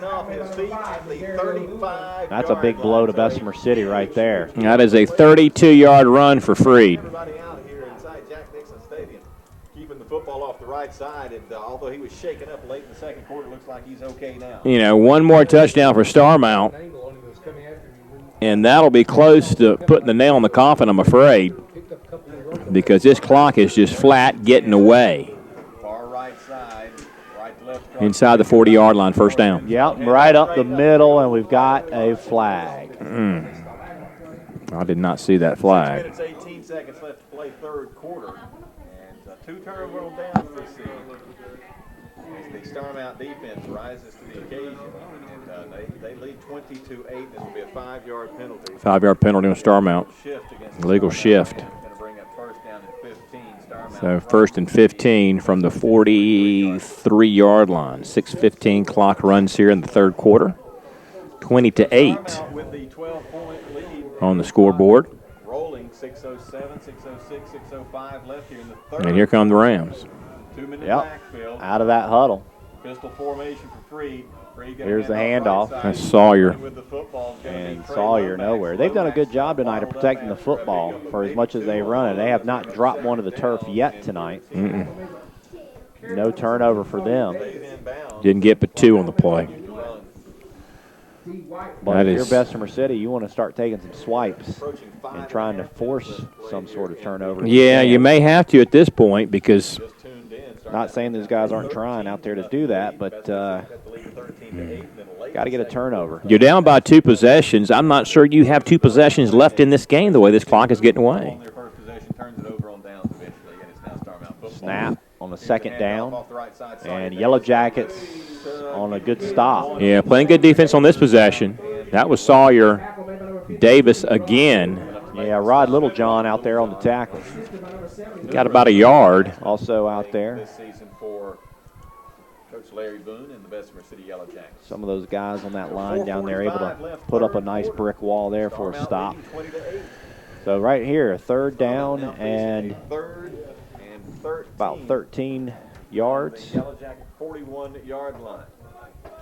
Freed from the pistol. So Freed in that shotgun. He's going to hand it off. That's a hard run. Yeah, it sure was. Bulldozing over into that linebacker area. That was Trey Bryant. Yeah. Trey Bryant got 6 on the play. So fourth down, they're going to kick it. They're going to kick it and try to pin Bessemer City back. You know, they got a 2-score lead. They took a little bit of time off the clock, a couple 3 minutes. I think you now play field position, put your defense back out there. I like the call. Yeah, I do too. With the lead. Yeah, with the lead, absolutely. So let's see what kind of punt he can do. Yeah, that's going to be pretty good. Yeah. That's going to be pretty good. Nice bounce. Yep, on the Starmount. 10. So they got it done. Yep, 25-yard punt, but that's all they needed, you know. That's all they needed, 25-yard punt. So the Jackets will take over with, I believe that is 3:48 to go in the third quarter. They've got 90 yards to go. They got to get down there quick. I mean, they could maybe use up this entire third quarter to get to within a touchdown with 1 quarter to go, but they got to play some defense and score again. So let's see what the offense can do. They've rushed it for 97 yards on the night. Mackey, 18 carries, 62 yards. He's been good. Best, 7 carries, 34 yards. Davis, just 1 yard on 5 carries. So Davis looked like he was going to go in motion, but they go to Mackey instead. I don't think he got much. He didn't get much at all. At some point, I think you might want to try to sneak in that little pass play to Hoover again, who was so wide open. I was going to say, I mean, after the interception, he threw 3 straight completions. That included the fake punt. Clock continues to roll, 3:24. But no gain for Mackey. But I think you're going to have to maybe throw it eventually. I know Coach Boone may be waiting until he's just absolutely in dire straits to throw it, but maybe he can dial something up. And he's got 2 receivers on this side this time, one on the far side. Mackey on that option. And Nothing. he's in trouble. He lost some on that one. I think he did. Forward progress, if he's lucky, no gain. I think that's what he's going to get. No gain. So 2 carries, no yards. So 3rd and 10. And, you know, this would be a passing down for most teams, and I guess the defense knows that. So let's see what Coach Boone is going to do here on the 3rd and 10 situation. You got to be careful with the football down on this side of the field, too. I mean, you can't afford dropping it. Because going down by 3 will pretty much do it for you. So you give it all you've got every Friday night. So 3rd down and 10. With special sense of urgency now. 3rd down, 10. Bessemer. Yep, he was trying to throw it. Sacked. Yeah, sacked. Back yeah, there. they blitzed. They knew he was going to try to throw it, and he got sacked. Awesome the play, and Starmount So now you got to kick it away. there. Yes, you do. That's going to bring up 4th down and 13. He knew he was going to throw it that time. They brought the blitz, and he couldn't shed it. Underclassman for Starmount. Didn't lose but a couple on forward progress because he got back to the line of scrimmage. But you got to kick it now, and you hadn't punted real well. A 23-yard punt your last time. Up back for Starmount inside your 40-yard line. Good field position for Starmount this time. Clock is down to 93 seconds in the third quarter of play, kicking from the end zone. Yeah, they're back close to their own Bessemer City's 40 here. Oh, bad punt. What was that? That may be picked up. That might have hit somebody. That is a punt of about 3 yards. Wow. So Starmount talking about knocking on the door. I don't think it was blocked. I think That was just a shank. It was just kicked low to the ground, hit somebody in the back. I mean, it got no velocity. I don't think it was blocked either. I think it might have just hit somebody. And the ball is just outside the 10-yard line. What a horrible time for a 3-yard punt. Might as well have been a fumble. Far side hash mark, and this could be a big one here. 1:16 left, third quarter. Starmount leading 20-8. Freed from the pistol. Sends man in motion. So here we go on the snap, and that's not going to go anywhere. Bessemer City covering it all up on the Starmount handoff. And one of the first men there was the sophomore Kevin Goodwin, and that's a loss of a yard. Okay, so that brings up 1st and goal from the 10. I did not see who got up from the pile on that one. 57, 56 seconds. So clock under a minute here in this third quarter. That might have been Kelly. With a touchdown here, that could go a long way, Dave. Yeah, touchdown on this drive. Make it really tough. Could make it tough. Could put it out of reach possibly. Yeah, 38 seconds in the quarter. Here we go. Handoff. That's Sawyer Davis. He's all the way up the middle. I think he got in the end zone, Derek. That's Sawyer, and he did. Yep, 11 yards. Untouched for the score. So 26-8. Just like that, Starmount has broken this game open. Starmount goes on top with 30 seconds to go in this third quarter. And Nick Gannell will come in to attempt the point after to extend the lead here. So here comes the extra point. 26-8. Gannell missed one. Starmount Pep Band. First one he attempted. Song across the way.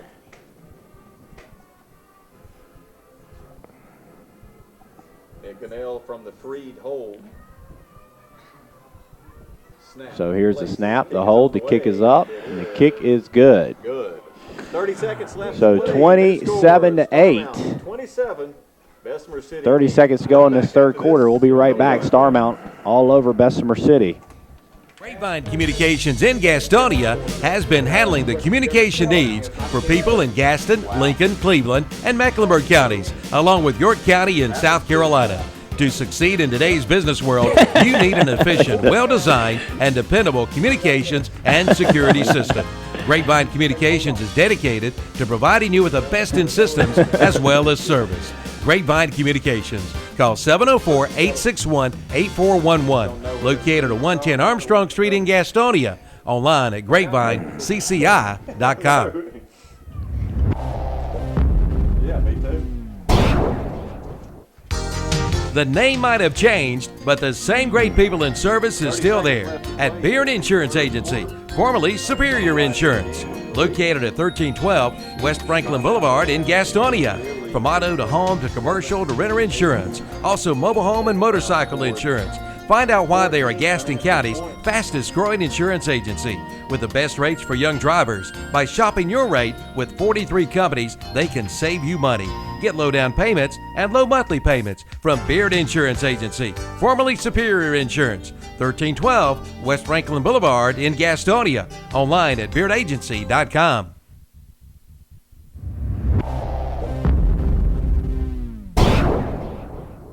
Considering hardwood.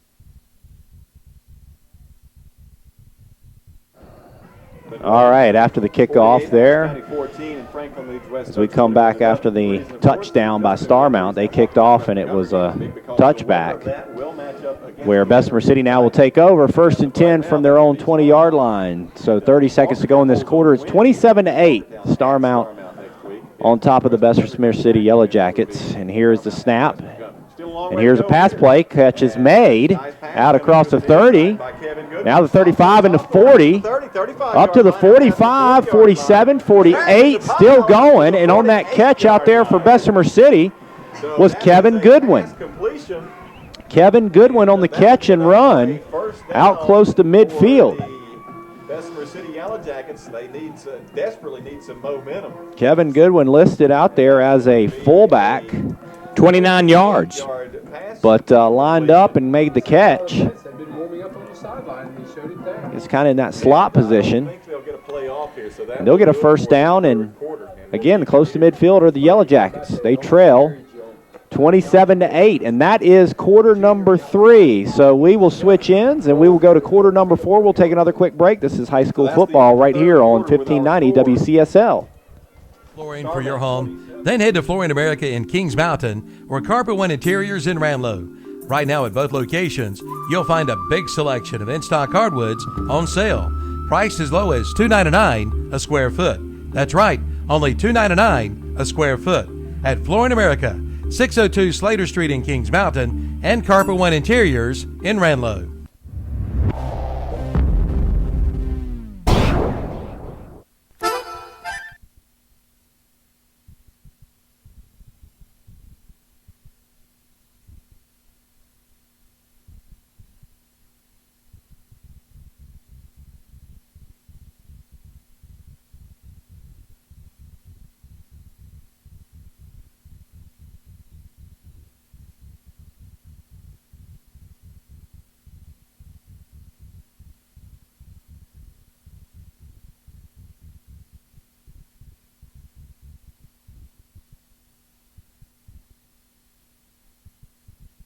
Against the Rams, but eventually turned it over. All right, welcome back. Start of the fourth quarter. Here's Bessemer City now. They're moving right to left on your radio dial. Tyler Best close to midfield on this 1st down and 10. A little screen pass. And that goes, let's see, is that a fumble? let's get the indication. Let's see, was that a fumble? Was that a forward pass? Still haven't gotten an indication on that. There's a scrum down there. Now everybody's pushing and shoving. Come a bottle rocket. Well, it was. There goes the flag. Those that go vertically straight up into the night sky after a little pushing and shoving. And no indication on who has the football. If it was a pass, it would have been an incomplete pass. If it was a lateral, it would be a fumble. What are they going to say? Unsportsmanlike conduct on Bessemer City, but that's all we know. So it must have been an incomplete pass. They have still not made the call down there. Well, if they're going to march off the penalty, then I think it's an incomplete pass. Best result, a 15-yard penalty, which will bring up Here we go, Derek. 25. Unsportsmanlike. First, second down. It was incomplete. Yeah. So, big penalty there against Bessemer City. You're going to have to mark that off. And that will back them up to their own 33-yard line. Boone is all the way out on the field. So, again, back them up to about the 32. Second down and long. Second down 25. 11:39 left to play. Second and 25 from the 33-yard line, just underway fourth quarter of play. Third round of the state playoff. I think we were just going to the second half at Varsity this time last week. Spent the day after Thanksgiving on the road. Had to travel all the way up to Bryson City, North Carolina. We were there for that one. So, here's Bess. And this year, Going to roll out to his right. Going to keep the football. Got a lot of running room out there. Gets a lot of that back. Oh, Yeah, that's a somebody face mask. Yep, got him. Got him. There's a flag. After he coughed it up, someone tried to jump on top of it, but I'm afraid that he was down before that, and there was a face mask, so you can add 15 on the end of that one. Personal foul, Automatic face first mask. down. Yeah. That'll take it from the 40 up to close to the 45, 43-yard line or so. Players on both sides get a little aggravated. little chippy. A little chippy. 11:09 left to play in the ball game. Starmount leads 27-8. So, again, we're in the fourth quarter. We'll get the walk-off Here from Bessemer City, 11:09. It's 27-8. The Rams of Starmount on top of the Yellow Jackets. across the midfield stripe. That'll put it inside of Starmount territory now. Yes, it will. The Starmount 40.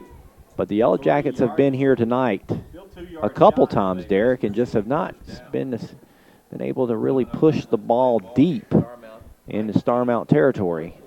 Yeah, Starmount's played good defense against them tonight. Let's give them some credit.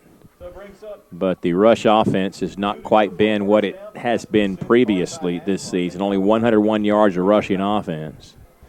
They have got 84 through the air, though, on some timely pass plays. D. White down to the bottom here at wide receiver. A couple others at slot. Now Best going to throw. Going to search it out there and almost intercepted. He searched for Josh Davis, who was running. It looked like a little out to the sideline. We've got an injured player for the Rams, slow to get up out there, is Zach Freed, who's, I guess, playing both ways tonight. Yeah, there were two men back there, and that pass is left up just a little bit too long, and the defender came in and swatted it away as it was making its way down toward the intended receiver. Yeah, Freed's down. He just tried to run across the field and then just fell in between the hash marks on the 22-yard line.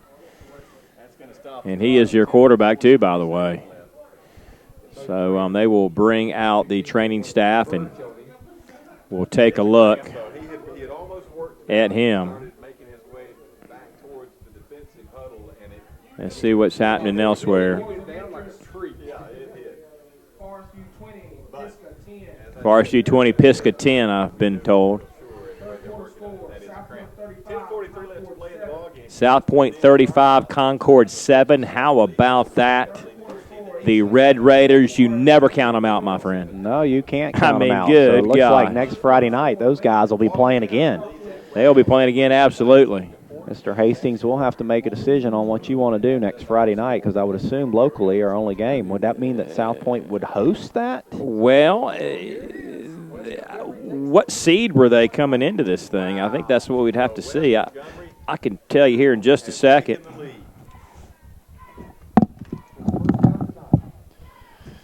So out of the injury timeout, here now the Yellow Jackets approach that spotted ball there around the 43-yard line or so. Snap, handoff, Mackey Up the middle across the 40. For a first down. About 4 yards for Mackey. And a first down for the Yellow Jackets. Wow, what an update on your Carolina West Wireless. Mackey so far tonight, about 62 yards on 19 carries. That was his 20th carry right there. He got about 66 yards, 4-yard carry. Clock continues here as we get into this fourth quarter now. Yellow Jackets will have to do a lot of work to come back in this one. They've got a first down. Best going to throw. He's going to unload one. Dangerous. It's intercepted. Intercepted out there by number 2. Who was number 2? I don't have a number on that guy. Actually, it was number 8, Andrew Smithers, not number 2. Andrew Smithers on the interception. And the Rams now. Ball down on the 13. We'll get the ball back here in the fourth quarter and the lead. 10-17 to go, 27-8. Rams on top. 17 seconds left to go. The Rams come up to the line. 3 under center, 2 men in the backfield, 1 man out wide to his left. Here come the Rams. Handoff. A lot of daylight out there. First down and some more now at midfield. Still towing that sideline, and folks, he is gone. See no flags on the play. That's his second touchdown of the night, John Johnson. And he's got some speed. That's a 70-plus yard touchdown run. You can too at Scenic Motors in Mount Airy. That's the big run for him. His second one of the night. Wow. 87 yards on that. You know, they've used him sparingly tonight. That's just his third carry. But guess what, dear? He's going to have well over 100 yards. And right now So 33-8. First one in that one, that's right. 10 minutes to go. Extra point now. Here's a snap. Freed holds it. Down. The kick is up. And it's good. So 34-8, 10:02 to go. This is high school football right here on WCSL 1590. Starmount all over Bessemer City. We will be right back. You'll be doing the chicken dance when you find out how easy it can be to own a new bunk bed or bedroom set for your kids from Furniture Plus in Gastonia. For only $49 down, your kids can be enjoying their brand new bedroom suite. That's right, as little as $49 down. Cindy says come on in for all the details at Furniture Plus, 1020 East Franklin Boulevard in Gastonia. Call 704-861-0444.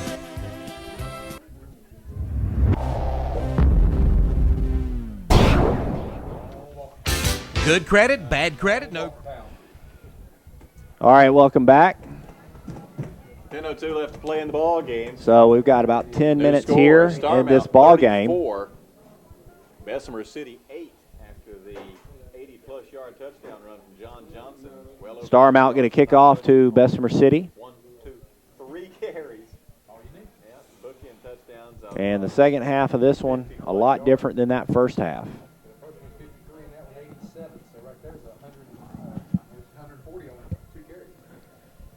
Kickoff brought to you by Jones & Jones Jewelers, Yadkinville. There's the kickoff. Comes up short. Handoff back there to Davis. And Davis, what a nice tackle around the ankles. Dropped back there by Prescott. Bessemer City will take over 1st and 10 with a long. So Prescott with the tackle. Here in the fourth quarter. So, as I said, we eagerly await any updates on West Montgomery Water. Yellow Jackets now going to start 1st and 10 deep in their own territory. Our Week 15 Round 3 matchup will originate from, because it does look as though that Starmount going to get the win here tonight, leading 34-8. But West Montgomery holds on. We're headed to Montgomery County. If Walkertown gets the win, Bess, we're headed to the quarterback keeper. And he runs off to the right there toward the Starmount sideline on that keeper. Knocked out of bounds. About a 5-yard pickup, second down and 5. 21 carries, 71 yards for Mackey, well below his average. But a good defense by Starmount tonight to hold in check this offense that has really been chugging along all year long. A couple of turnovers. INT that was taken back for a touchdown, and then the INT that set up that long run by Johnson. Here's a reverse to Davis. Davis, now he's got speed across 30, 35, 40, 45, down to midfield, and into Rams territory goes Davis with a big, big run. Knocked out of bounds by Smithers. 45 yards, Josh Davis. For Starmount, and Davis, he sprung it out to the outside, got around that edge, and had a whole lot of room before someone ran him out of bounds, which was Smithers for the Rams. So Yellow Jackets now in Rams territory, ball spotted on the 35-yard line.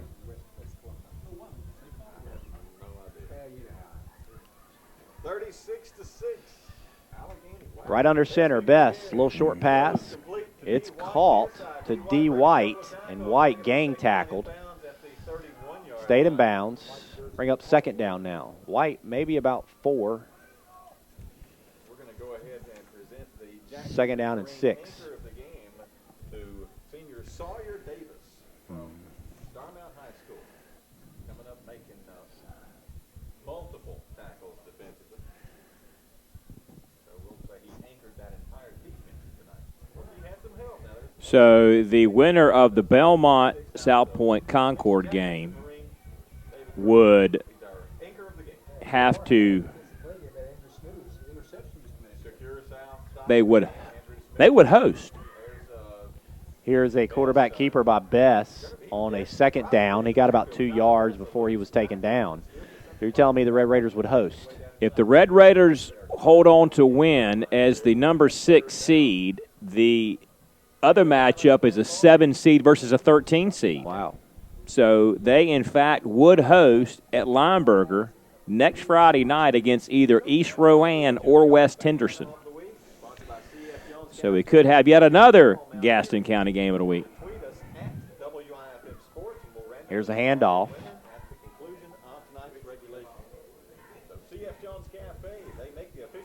That went to Cedric Mackey. Yep. He got close to the first down. I don't know if he got it. Let's see. Yes. Yeah, I think he did. He did. First down for Mackey. Because Forest View would have to go to Crest next week, so that would be a road game for the Jags, and our Crest crew, Andy Foster and those guys, would bring you that at ktcbroadcasting.com. Starmount leads 34-8. Best under center. Best back to pass. Best pump fake. And it was up there for a little bit. It got tapped, I think, at the original line of scrimmage by one of those linemen. And it fell incomplete, so that'll bring up a second down. Stops the clock at 7:22.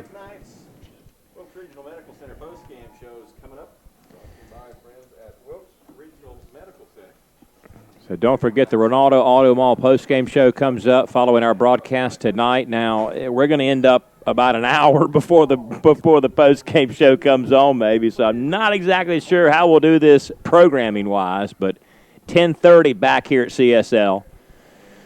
And ktcbroadcasting.com with the Ronaldo Auto Mall postgame show to give you the scores and set up next week's third-round matchups. On that second down, Bess on the handoff to the – I think that went to that fullback, Goodwin. Kevin Goodwin on that carry. Got 1 yard. No, I give him 2. So that'll bring up a third down. And we've got a timeout on the field. 7 minutes to go, 34-8. The Rams of Starmount on top of the Yellow Jackets. I mean, but how about, I'm shocked that South Point's winning that game. I mean, this is a team that really struggled this year. You know, they played a tough non-conference schedule, obviously. You know, had to play Crest, had to play Lincoln. And despite the fact they lost 4 games, they only lost 1 conference game. Well, honestly. But they lost the wrong conference game to Forest View. Yeah. But that offense is tough to stop. Here's a Concord team that got deep in the playoffs last year. They got to the Western Finals. Well, honestly. They were 10-0 this season with Rocky Reed, a guy going to Tennessee next year. I did not get to see that game you saw because I was out of town, that Forest View South Point game. So I did not get to see the Red Raiders all season. Right, that's a good I have point. no idea who Good this point. identity is that, Yeah. that they've had all season. But Well. one thing that must be for sure is they're getting better every game. They must. Here's a reverse, yeah. And this is not going to go for Nah, anything. sure not. And he looks like he got He's hurt down. bad. Yeah. That's going to be a loss of about 7 on the play. That was Cruz, who was taken down on that reverse, and he kind of went down a little awkward there. I don't know if that was like in his knee or his hip or where that was, but looks like he's in some pain down there on the turf. So again, this is our live broadcast tonight, the Gaston County Game of the Week. Tonight, doing it right here on WCSL 1590. We are recording this ball game tonight, which you can catch on our Ustream recorded feed at ktcbroadcasting.com. I believe you can also go to ustream.com and just search What's Up Shopper, and it should pop up there as soon as we get it loaded, at least. Yeah, I think you can find it on YouTube. You can look for the KTC Broadcasting YouTube page, YouTube channel, whatever you want to call it. You can go to the website, ktcbroadcasting.com, and find it. Then I think you can also go to Ustream. And I find it on Ustream by searching Gaston County. And when you search Gaston County, it seems to bring up the Gaston County Game of the Week. That's how I go back and watch them, is through Ustream. But certainly YouTube, our website, and also Ustream for the replay, the video replay, which is something we couldn't bring you tonight. That is a high school association rule. You cannot show video during the playoffs. And I got to give our cameraman tonight credit, Shandy. He went down outside tonight. Yeah, I did. had to drop the wire to him, and so he's getting a good video feed tonight, Mr. Hastings. A little bit better than what we normally have. From Bessemer City, indeed. So he went above and beyond. Absolutely. You might have to give that man a raise, Kevin. Give him double pay. Out there in the cold. Pay him twice. Here's a snap, all right, out of the timeout. Bess in a lot of trouble. He fumbled scramble. that football. He picked it up. Now he'll throw it. He threw a Picked duck, off. and it's intercepted. Starmount, another interception. Bess just didn't have much velocity behind that throw. It just kind of fluttered up there. It looked like it had wings. It was flying. Flying a little slow, maybe almost gliding through the air up there. But that was picked off, and now the Rams, I would think, could just maybe waste some of this clock and go ahead and get out of here with the win and march on to the third round. Yeah, down to 6:33. They're going to have to run a little bit more than a little bit of time. They have to run 6:33 left to play. a couple of first downs worth of time off the clock. We will see some new faces, including Andrew Smithers. So Andrew Smithers has come in.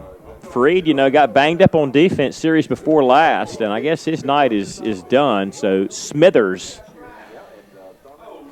This reminds me of the guy that owns a power plant on The Simpsons, Mr. Smithers, for you Simpsons fans out there.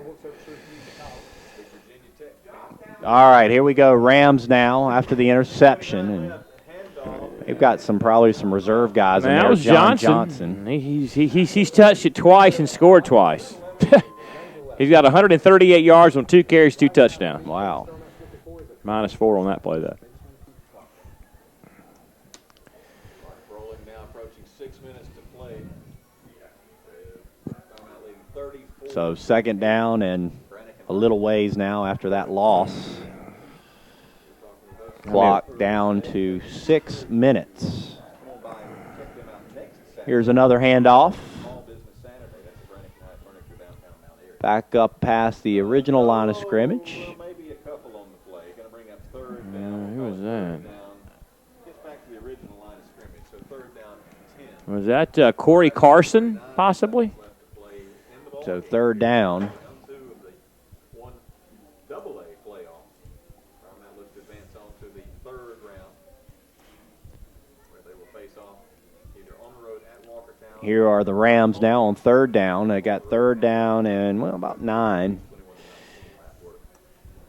And there's a handoff. That time went to Corey Carson. Yeah, that's who I thought it was. He came in last time and carried it. That'll bring up a fourth down, and they'll punt it away.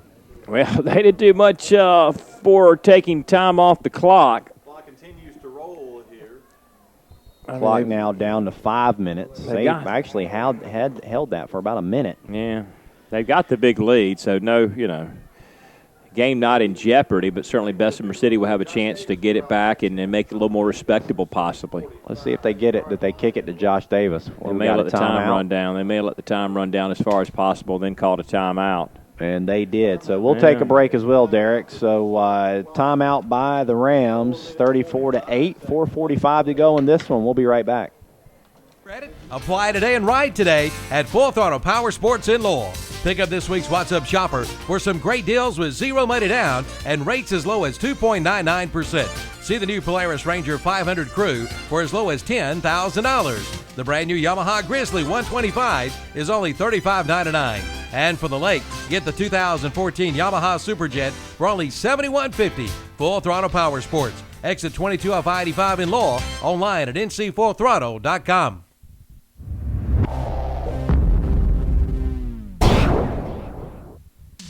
It's America's Mattress Sale at Hit.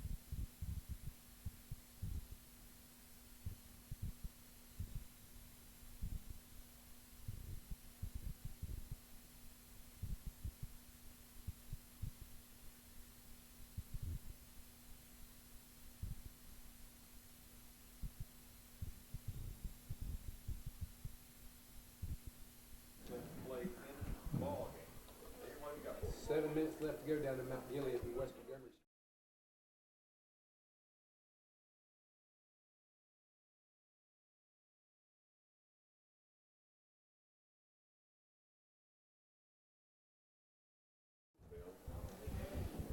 $25-yard punt out of the timeout for the Rams. Bessemer City takes over in their own 46-yard line with 4:34 to go, trailing 34-8. Daniel.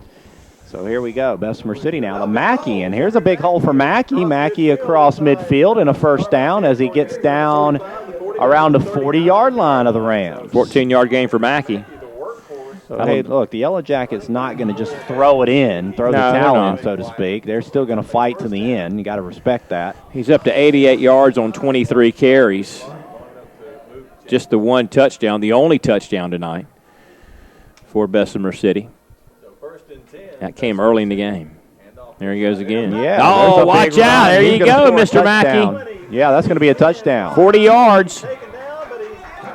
So touchdown, Cedric Mackey, 40-yard carry at 4:06. So Cedric Mackey with the touchdown with 4:06 left to play makes the score 34-14. 34-14. What have you got? Franklin's leading West Stokes 35-0. Allegheny 34-14. Yellow Jackets going to go for the two-point conversion here. Wow. What a difference a week makes. Bess under center on the two-point conversion. Goes to Mackey. Mackey rumbling, stumbling. Did he get in? Yes. He did. He got in. So 34-16, 4:06 to go. Rams on top. They'll get the ball back. We'll be right back after this. This is high school football right here on 1590 WCSL. Appliance and Mattress Center in Shelby. Save now on the 2013 inventory reduction sale. All 2013 mattress sets must go. Get free delivery, free setup, free haul away. Get the sleep you need, guaranteed. Save on the Serta Perfect Sleeper for only $2.99 for queen size. Get special 12-month financing and big pillows just $39. America's Mattress from Hendrick Appliance and Mattress Center, 1241 East Dixon Boulevard in Shelby.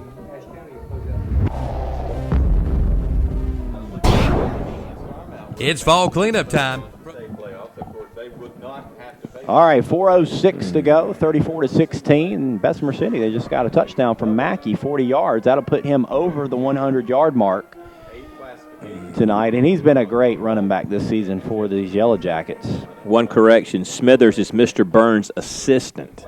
on The Simpsons. Burns owns the nuclear plant where Homer works. Smithers is his assistant. I didn't even know that show was still on. well, I thought every time yeah. it's on, it's reruns. Do they make No, new it's- ones? Yeah, absolutely make new Really? ones. Yeah. I watch them. Obviously, I don't know as much about the shows I thought I did. I can't believe that show's still running, It man. is Good still God. I on. used to trace Bart Simpson when I was in like 9th grade. You know, that was really the first show that really got Fox on the map. There's an onside let's kick, and see that what happened. might have been taken by Bessemer City. Let's see. Nope. Wow, Starmount nope. says they covered it up. That was close. Yep. Well, that was, it was that and Married with Children. Married with Children, right. Those were the two that kind of got Living Color. Right, yeah. And, Yeah. of course, NFL went to Fox, and everybody's like, whoa, Fox, the NFL, they're really going to mess this up. You know, the channel of Homer Simpson has got the NFL, really? But now, I mean, I can't watch the NFL unless it's on Fox, to be honest with you. But, yeah, that's how far they've come. So Smithers is back at quarterback now for the Rams. 4:02 left to go in the game. They would like to certainly get a first down or two and just get out of here and pack the bus up and head up toward Booneville. So here's a handoff, and that'll go straight ahead. Silas Holbrook. They have run a bunch of guys at the running back position tonight and have only attempted one pass. Taking their time here. No need to hurry things along. They'll bring in some guys in and out of the huddle here. We'll star them out. Make sure we got the same quarterback in. Let's see here. Do you know high school basketball season started this week in Gaston County? All right. Started Tuesday night, and this is the time of the year where there's a crossover between basketball and football if your football team's still playing. Andrew Smithers, your quarterback now. Here's Smithers. He's going to hand off. And we've got a flag. What is that going to be? It's going to stop the clock at 3:09. 3:09. Starmount leading 34-16. And Starmount, with the win here tonight, will be Lincoln 28. Shot block. 12. below the way. Lincoln 28, Parkwood 12. With this win tonight, Block. Out of the final. That was a penalty against go to 10-3. it's a penalty against Starmount. That's Starmount. decline. It was a block below the knees. Campaign. And 9 Declined by Third Bessemer down. City. Yeah. So that'll bring up third down. 3 minutes and counting left to play in the ball game. Starmount finishing, coming up on a 3rd down and 8 from their own 48 yards. So be sure and check out the Witherspoon, the Ronaldo Auto Mall post-game show tonight, and they'll let you know where we'll be next Friday night, the Gaston County Game of the Week. There's a handoff. That's going to go to Peyton Mullins. Says it'll fumble. May have got a first down and fumble. May have fumbled it forward and fell on top of it and got the first down, which would be good news for them to keep this clock running with the possession. And they did. They got a first down.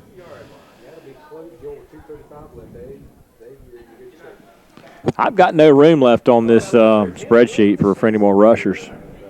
I mean, they have used their entire allotment of rushers tonight. 12 different guys have carried the ball, 13 with that last guy. Wow.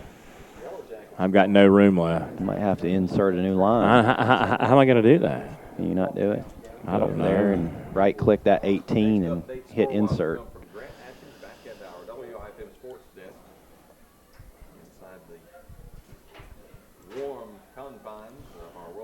Got insert. There you go. Wow, man. You are something else. A little Excel. You do have a little lesson. Excel knowledge there, my friend. But I forgot now who carried that ball time before last. So 1:45 to go. The clock continues to run. Starmount going to move on. Congratulations to them. They've got a pretty good ball team, big Yeah, ball they do. team. They do not have a kicker. As our buddy Charlie Martin would say over in Belmont, that's a good ball club. Good ball over there. That's a good ball club right there. It's a good football team. It's a good football team. Concord, good football team. I tell you something, good football right now.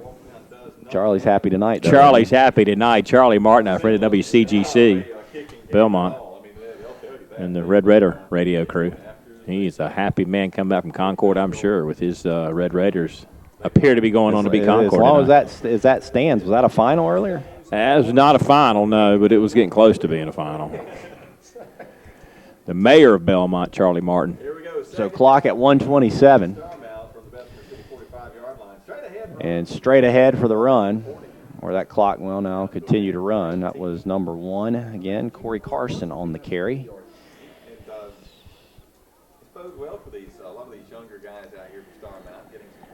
Clock down to 69 seconds. Jackets will end their season at 9-4. They will go for 2 straight years as co-conference champions, and I think you got to tip your cap at that. Cedric Mackey and Tyler Bess wrap up their fine careers. Here's another snap. Quarterback keeper is Smithers. Smithers going to stay in bounds and be taken down over there on the sideline on 3rd down, but he'll be short. So, again, thank our sponsors tonight, our first down sponsor, Beard Insurance Agency, and taking a look at the first downs tonight, brought to you by Beard Insurance Agency. How many first downs did Bessemer City have tonight in this game? 14. And then how many did Starmount have tonight? Again, this is your Beard Insurance 10. Agency first down. Wow, okay. Only 10. They were very effective, and that is going to be it. Scoreboard sponsor again, Allen Drug, and we've got an Allen Drug scoreboard final as the clock will just tick out here. 34-16 going to be the final. Starmount all over Bessemer City, and they will move on. Player of the game tonight brought to you by Hendrick Appliance on East Franklin Boulevard in Gastonia. No doubt about it. That award is going to go to Cedric Mackey, who went over 100 yards and a touchdown tonight for Bessemer City. He's your Hendrick Appliance player of the game. He also had a great 2014 campaign at running back. Nothing to hang his head about. This team will go to 9-4 for the season, and once again, Coach Larry Boone will exit in the 2nd round, a round he has never been able to get past, as we learned in the pregame. And speaking of the pregame, postgame, and halftime, we want to thank Full Throttle Power Sports of Lowell for sponsoring us there at the half today, and also now and as well as in the pregame. So for myself, Derek Smith, Kevin Hastings back in the studio. Bring it back to us. We're going to wrap up real quick. It looks like Mr. Hastings, the boss man's telling me we may be doing South Point next week. We will see. So if we are on the air, it looks like we will probably be in Belmont because, yes, Kevin, it looks like Forest View will go to Crest. So we would need to do South Point in Belmont if that's the case. So it looks like next Friday night, that's what we will do, is the South Point game down in Belmont, because they were looking like they're going to go ahead and beat Concord tonight. So, again, for myself, Derek Smith, Kevin Hastings back at the studios, controlling it all, making it all happen. It's been fun tonight. Again, Bessemer City will lose. Their season is over. The Starmount Rams will move on. Good night, everyone. Have a great weekend. It's been fun. This is high school football right here on WCSL 1590. Toro and Parker Farm Service in Kings Mountain. Clean it up with a Toro, the best on the block. Take a look at the Toro Time Cutter SS5000 with a 3-in-1 cutting system, automatic braking system, an exclusive smart speed control, and powerful Kohler or Kawasaki engine. And now only $26.99. That's right, only $26.99 from Parker Farm Service, 126 Bessie Drive at the Oak Grove Road, Highway 71